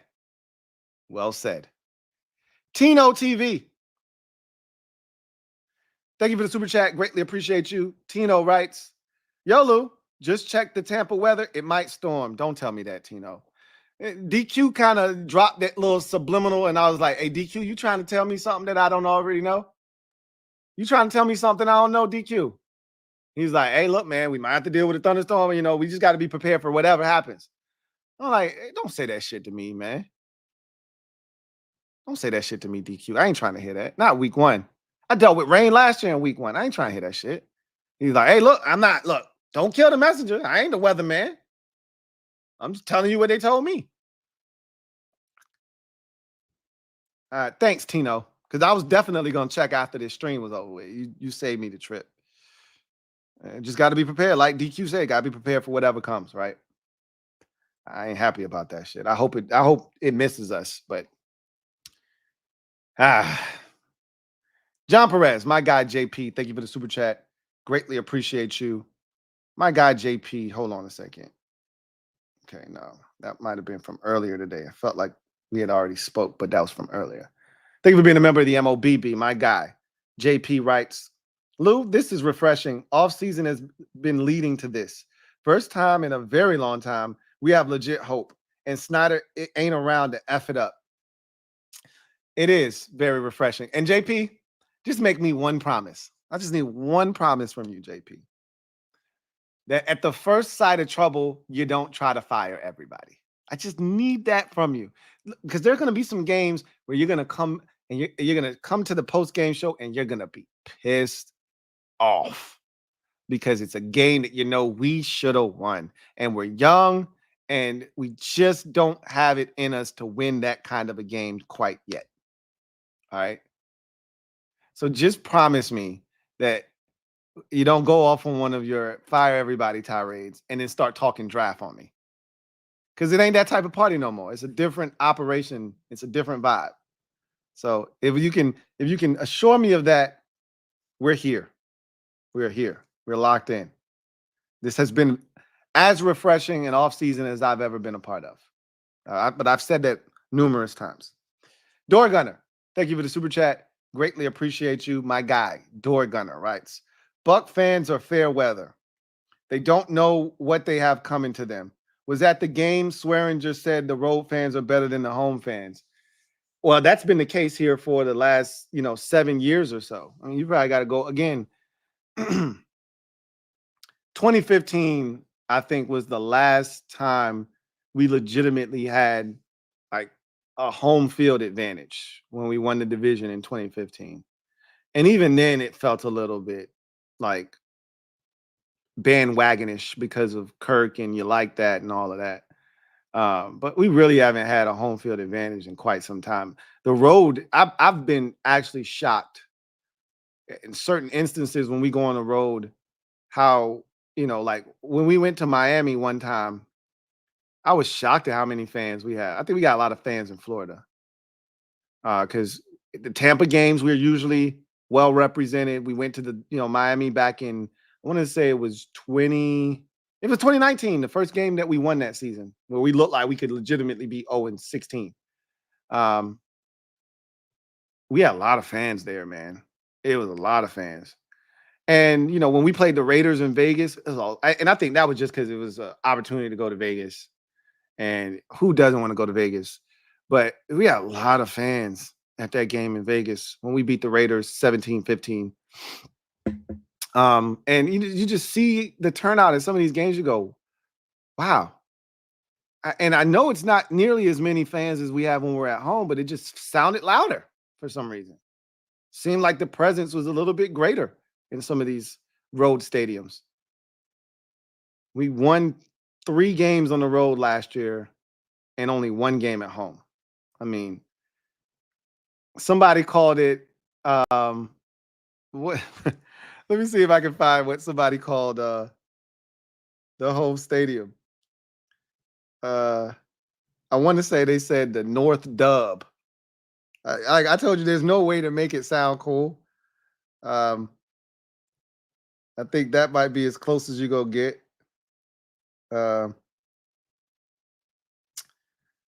Let me see if I can find it. I probably won't be able to find it. I won't be able to track down the comment. But somebody yeah, somebody, I think he called it the North Dub. I was like, okay, I see you trying to get fancy with the name. Oh, you fancy, huh? Oh, you fancy, huh? We got to make that like we got to turn home field into a real home field and a real advantage for the good guys. And the only way you're gonna do that is by winning. Like we can't talk about it. It doesn't. Who cares? Jayden Daniels is gonna go a long way in helping do that. You know, there's a new vibe and a new sense around the organization, all of that good stuff. But you gotta win. You want them to come back. You want them to support. You gotta win. And having a young quarterback helps. That's a guy that'll get you to leave your house, come out of your, your dwelling to be in attendance in person to say, hey, I saw Jayden Daniels up close and personal. That guy's legit. But you got to win. You win this first game and you come back home in week 2 against the Giants, and I think that has a chance to be a really raucous crowd. You got to take care of the Tampa Bay Buccaneers first, and that's not going to be easy. Not going to be easy. Barrett Downey, my guy BD, been a member for 36 months. Salute. Let's go and shock Tampa. Yeah. I don't think anybody knows what to expect. I don't think a lot of people expect us to be good this season. I don't think a lot of people expect us to win this game in week 1. I don't think people will be shocked if we do. I mean, the Vegas odds suggest that. We'll talk about that tomorrow. But there aren't any real expectations for us this season. I've shown you, people's projections for the season, and they got us with 2 wins and shit like that. I love it. This is a great opportunity. Start fast. I've already told you what I think of the schedule. I think it is imperative that we get off to a fast start, because if you don't, shit could get ugly very fast this season with some of the games that we have coming up on the schedule. And remember, we don't have very many home games to start. Out of our first, I want to say 6 games, 4 of them are on the road. I think, if I'm not mistaken. 4 out of our first 6 are on the road. So let's put that road theory to the test. We've been road warriors, of late, more so than a home team. I don't want us to stop playing well on the road at the expense of trying to play better at home. Let's do both. Let's play better at home and continue to play well on the road. Door Gunner, thank you for the super chat. Greatly appreciate you. My guy, Door Gunner writes, it rains every day in the summer here in Tampa. That's crazy. I don't know why I thought it didn't rain as much in Tampa, but apparently it does. And that makes me sad, because now it's probably going to rain on Sunday. All we can hope for is that while it rains on Sunday, it rains at like 1 or 2. And then by the time 4:25 rolls around, sunny skies, let's go play some football. Because that's what happens in Florida. It'll rain like hell for 30 minutes, and then the sun will come out and you'll forget that it even rained. Let's hope it's one of those situations and it misses us. It 30 minutes or an hour, it rains like crazy. And then the sun comes out, and by 4:25, we're ready for some football. Big Money Sonny, thank you for the super chat. Greatly appreciate you. Double up. Thank you for doubling up. Who writes, that girl was luck undercover. Side question. Thoughts on the Colts tight end Calvin Granson said about rocking the Guardian helmet during the season? I didn't catch what he said, but I know it looks like Jonathan Taylor, the running back of the Colts, is going to wear it. And I don't know. I don't like it, but who am I to tell somebody what to do if they think it's going to help them safety-wise? Who am I to tell them what they should or shouldn't wear? So I didn't hear what he said. I have to go find what he said and Maybe I'll be able to react to that on the podcast. Josh Gates, thank you for the super chat. Greatly appreciate you. Thank you for being a member of the MOBB. My guy, Josh Gates, writes, yo, Lou. What's up, Josh? We finally made it through the offseason. I'm glad to see CNN is back, and I hope you've been practicing your let's roll these boys speech to get us hyped for game day. By the way, the Bucs are mid. I said this already. I'm retiring let's roll these boys. Okay? That didn't go so well for us last year. And that was a Sam Howell thing. He's no longer here with us. So we're going to go ahead and bury that, put that in the time capsule, bury that in the backyard. Maybe we'll dig it up in 25 years from now. I said, remember that?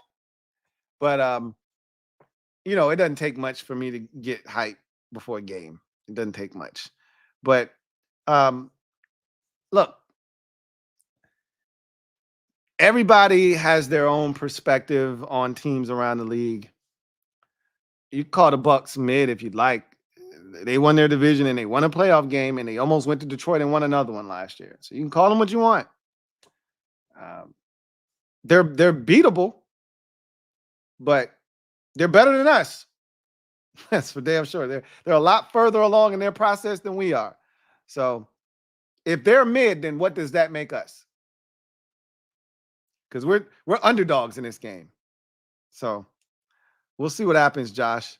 I'm glad that the CNN is back, and I'm glad that you're here supporting it, man. I really appreciate you. Door Gunner, thank you for the super chat. Greatly appreciate you.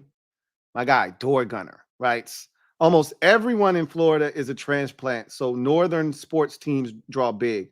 Not tons of Florida sports fans in general. That way with all pro Florida sports teams. Yeah, I know their college teams are a lot more, the fan bases are a lot more rabid because they're a lot more loyal and dedicated. So like the biggest sports team out there is probably the Hurricanes, would be my guess. Hurricanes, Gators football in the state of Florida. I'd guess it'd be 1A, 1B with the Hurricanes and Gators football. Florida State used to be up there. I think they've kind of fallen back a little bit over the years since Bobby Bowden left.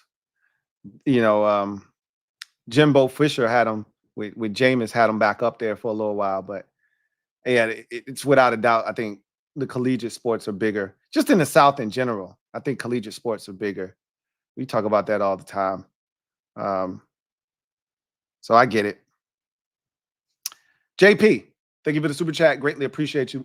Double up. Thank you for doubling up. Who writes, not Washington related, but do you believe in Anthony Richardson and the Colts? He's still raw as a passer, but he's talented enough to carry them. I don't believe in him. I didn't love him coming out of Florida. I think he's a tremendous talent, but he's too inconsistent. Man, I watched him in the preseason, and he'll make a throw that just, you go, wow, that shit was impressive. And then he'll miss a layup. And you go, what the fuck was that? And it's that inconsistency that bothers me, and it leads me to believe that whatever good play he has, it's not sustainable consistently, long term. Because in the NFL, you got to take the layups. You can't blow the layups. And when you get an open three as a professional, like in the NBA, when a shooter gets an open look, I just expect him to make it because you're a pro, and that's what you get paid to do. And you take hundreds of, if not thousands of shots a day in a week, and I expect you to knock down an open look, right? In the NFL, and we don't expect professional NBA players to blow layups. You say that for the little kids playing peewee basketball and in the JV kids who trying to figure it out. You say that for them, right? Not NBA players, not pros. You can't miss layups in the NFL as a quarterback. And if you get, and I talk about the separation between the good, the great, and the elite quarterbacks. A lot of that is, hey, when you get an opportunity on a deep ball, you can't miss. And there's different layers to don't miss. It's, hey, I got it to him. He caught it. But he could have scored if you would have put it out in front of him away from the defender. He could have ran under it and caught it and scored a touchdown. Now you still got to get in the end zone because Your pass that he caught, he had to adjust to, slow down, back shoulder, turn around, adjust to it, whatever. Now y'all at the 12-yard line instead of a touchdown. And now you might have to settle for a field goal. That's the difference between winning and losing a game. So I got to see it to believe it, because I know he played well, short, small sample size last year, which got fans excited in Indy, but I got to see it. As I'm not a Anthony Richardson believer, and I don't think he's trash. Like you said, he's very talented, and I agree with that. But I don't think he's consistent at all. And I mean, the completion percentage at Florida is a testament to that. It's proof of that. And I think it's going to be the same in the NFL. The completion percentage is not going to be what you expect it to be for an NFL passer. Like, I wouldn't be shocked if he's in the 50s this year, completion percentage-wise. Now, you know who I do believe in? Shane Steichen. And so if for no other reason than Shane Steichen, who I think is one of the most talented play designers and offensive coordinators in the NFL right now, offensive play callers, he's a head coach, offensive play callers in the NFL right now, I'll say this: Shane Steichen is a beast. We saw the drop-off for the Eagles offense when he was no longer. They went from Super Bowl, damn near unstoppable offense, to that shit we saw last year. Meanwhile, the Colts went from Anthony Richardson to Gardner Minshew to almost making the playoffs. Gardner Minshew. That shit ain't no fluke, man. Shane Steichen is not to be trifled with. So I don't think he's good enough to carry them, but I don't like going against Shane Steichen. Chris T, been a member for 9 months. Really appreciate you. Who writes, "What's good? What's going on, Chris? Let's go. Can't believe it's week 1. It's finally here. Been a while since we've seen the good guys come out. And unlike past preseasons where you got to see Deron Payne, Jonathan Allen in the preseason, all that, we didn't see those guys at all. We didn't see Bobby Wagner at all. We barely saw Austin Eckler. We barely saw Brian Robinson. We did not see Zach Ertz at all. So there's still aspects of the team that we have yet to see. Shit, we barely saw Jamison Crowder. I mean, not that that matters, but I really think that this team has a chance to surprise some people, especially in week 1. So looking forward to it. Anyway, I digress. That is going to do it for me, your man Louie T, here on this installment of Commanders Nightly News Live. I thank each and every single one of you for joining me tonight. I look forward to chopping it up with you guys next time. Got another super chat here from my guy Don Everhart. Thank you for the super chat. Greatly appreciate you. Thank you for your generosity, Don. Can't thank you enough. My guy Don E. Thank you for being a member of the MOBB. Writes, "Is it too soon to break out the Kool-Aid?" Yeah, Don, it is. It definitely is too early, Don. Okay, let me say it this way. It's not too early to have a cup in your hand. You shouldn't be drunk, and the residue shouldn't be all over your lips, right? That upper lip shouldn't be red or burgundy, in this case, black cherry. Ugh, by the way. You should just, if you got the cup in your hand, that's fine. You should just be cooling, right? Maybe sip here, sip there. Nothing wrong with that. Nothing wrong with that. If you're shoveling it down your gullet, and this is your 3rd cup, and we haven't even kicked off week 1 yet, yes, that is problematic.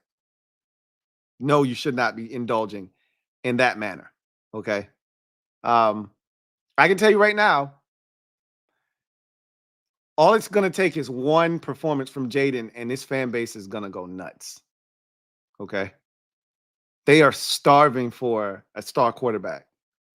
And if he goes out and delivers in week 1 against Tampa, Let's say Todd Bowles does what I think he's going to do, which is throw the kitchen sink at him. Blitz after blitz after blitz. He's going to have to prove that he can decipher blitz and beat it. Whether it's his legs or his arm, they don't care. You just got to beat it. Preferably with your arm. If you want teams to not blitz you, to back off, you got to beat them with your arm. You do that enough and they'll say, all right, no, we tried it. Let's not do that against this kid. If he's able to go out there and play really well, set the tone for him for the season, come out of the gates, guns a-blazing. Oh, shit, look out. This fan base is starving for a winner, starving for a star quarterback. You get one of those things in that equation in week 1 and here we go. But again, your question was, is it too early to break out the Kool-Aid? You can have a cup in your hand. You shouldn't be guzzling right now, though. It's too early for that. Way too early for that. Rocky D, once again, thank you for the super chat and your support, Don Everhart. Once again, big shout out to my guy, Frankie Baby, out there. Rocky D, thank you for the super chat. Greatly appreciate you. Thank you for being a member of the MOBB. My guy, Rocky D, writes, what in the Kanye West daughter stadium name is going on here? Good one. Good one. Who, what, or of thought our who, what would have thought our stadium would be named after Kanye's kid, even though it's a bank? Hey, you gotta get the money. Go get the money. Go get the money. Go get the money. Go get the money. Again, if there was a company named Ass Clown and they came to Washington and said, hey, we'll pay you $60 million over the next 8 years, 64, let's call it a nice round number, $64 million over the next 8 years to put our name on your stadium, it would have been Ass Clown Field. Okay. At the end of the day, I just need that money.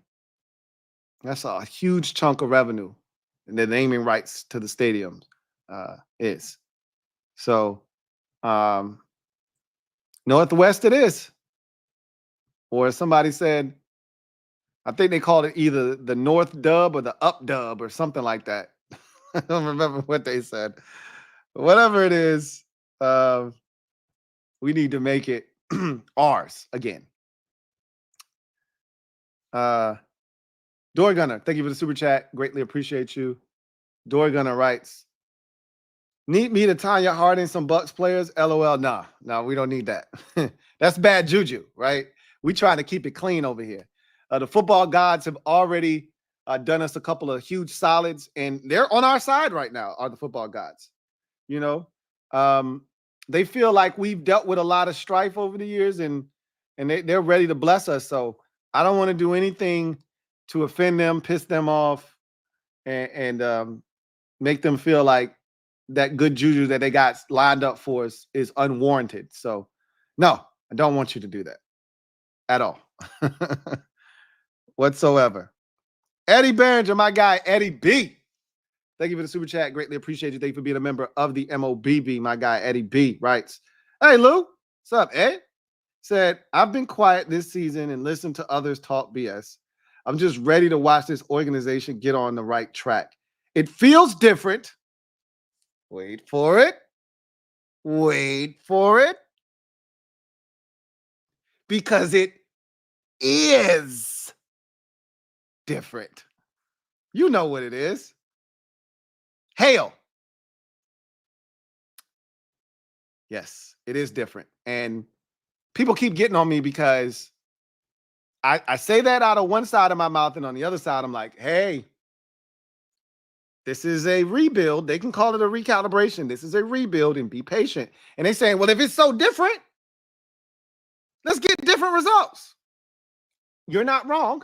I'm just telling you, this is how this normally goes. Could we be an outlier? Sure. Don't count on that, though. It's called an outlier for a reason, because it's an anomaly. It doesn't happen very often. It's not the norm. Okay? That is a unique outcome. What the Texans did last year is a unique outcome. And I've been preaching this, and it wasn't year one. They may have had a first-year coach and a first-year quarterback, but it wasn't year one, new GM, new coach, new quarterback, new everything. All of it wasn't new. That was year 3 of their GM. Pieces were already in place. So it's not the same. But again, there are a lot of similarities between us and the Texans. So I get the I get the comp, but it is different though. Because what we're building feels sustainable. As long as they get the quarterback right. Feels sustainable. Nothing about the last 10 to 15 years outside of 2012 until Robert actually got hurt. And we saw the shit, the residue from 12 going into 13. Until we saw that, when we realized, uh-oh, this ain't good. Fractured relationships. He wasn't the same player. Didn't want to do the same things. We could see that wasn't sustainable. Nothing's been sustainable here. This feels sustainable. Really appreciate you, Eddie. Really appreciate you. DJ23, been a member for 19 months, excuse me. Who writes, Mortimer, we're back. CNN. Also, shout out to Cosmi.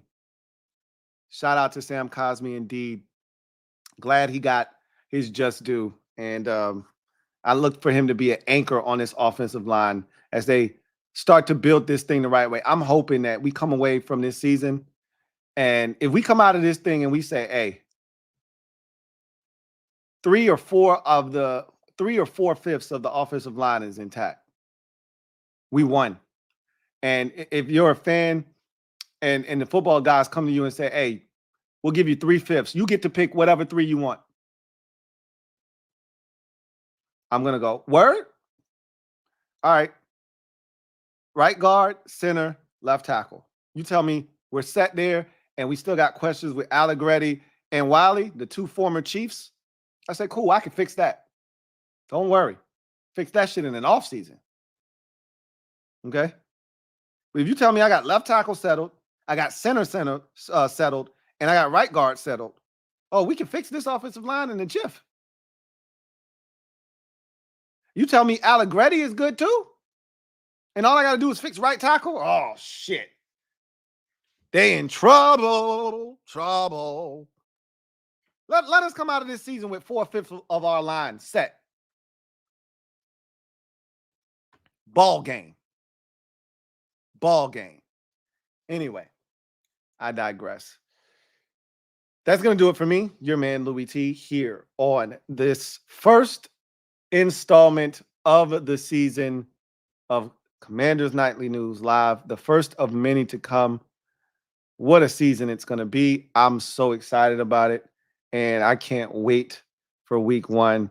Hopefully, the weather cooperates and Mother Nature allows us to get the game off without a hitch. But if not, whatever happens, this is what we talked about. You're going to play in inclement weather. You're going to have to find a way to make kicks. You're going to have to find a way to execute. All of that good stuff that we talked about might be on full display, and we might get tested sooner rather than later. Whatever the case may be. Bart Scott. Can't wait. Until next time, I'll see you guys. I'm your man Louie T, signing off. You guys enjoy the rest of your evening, and we'll be back tomorrow for the Thursday edition of Commanders Nightly News. Until then, you guys enjoy the rest of your evening. Take care. God bless. Good night. Here comes the diesel. There's the snap, hand to Riggins. Good hole. He's got the first down to the 40. He's got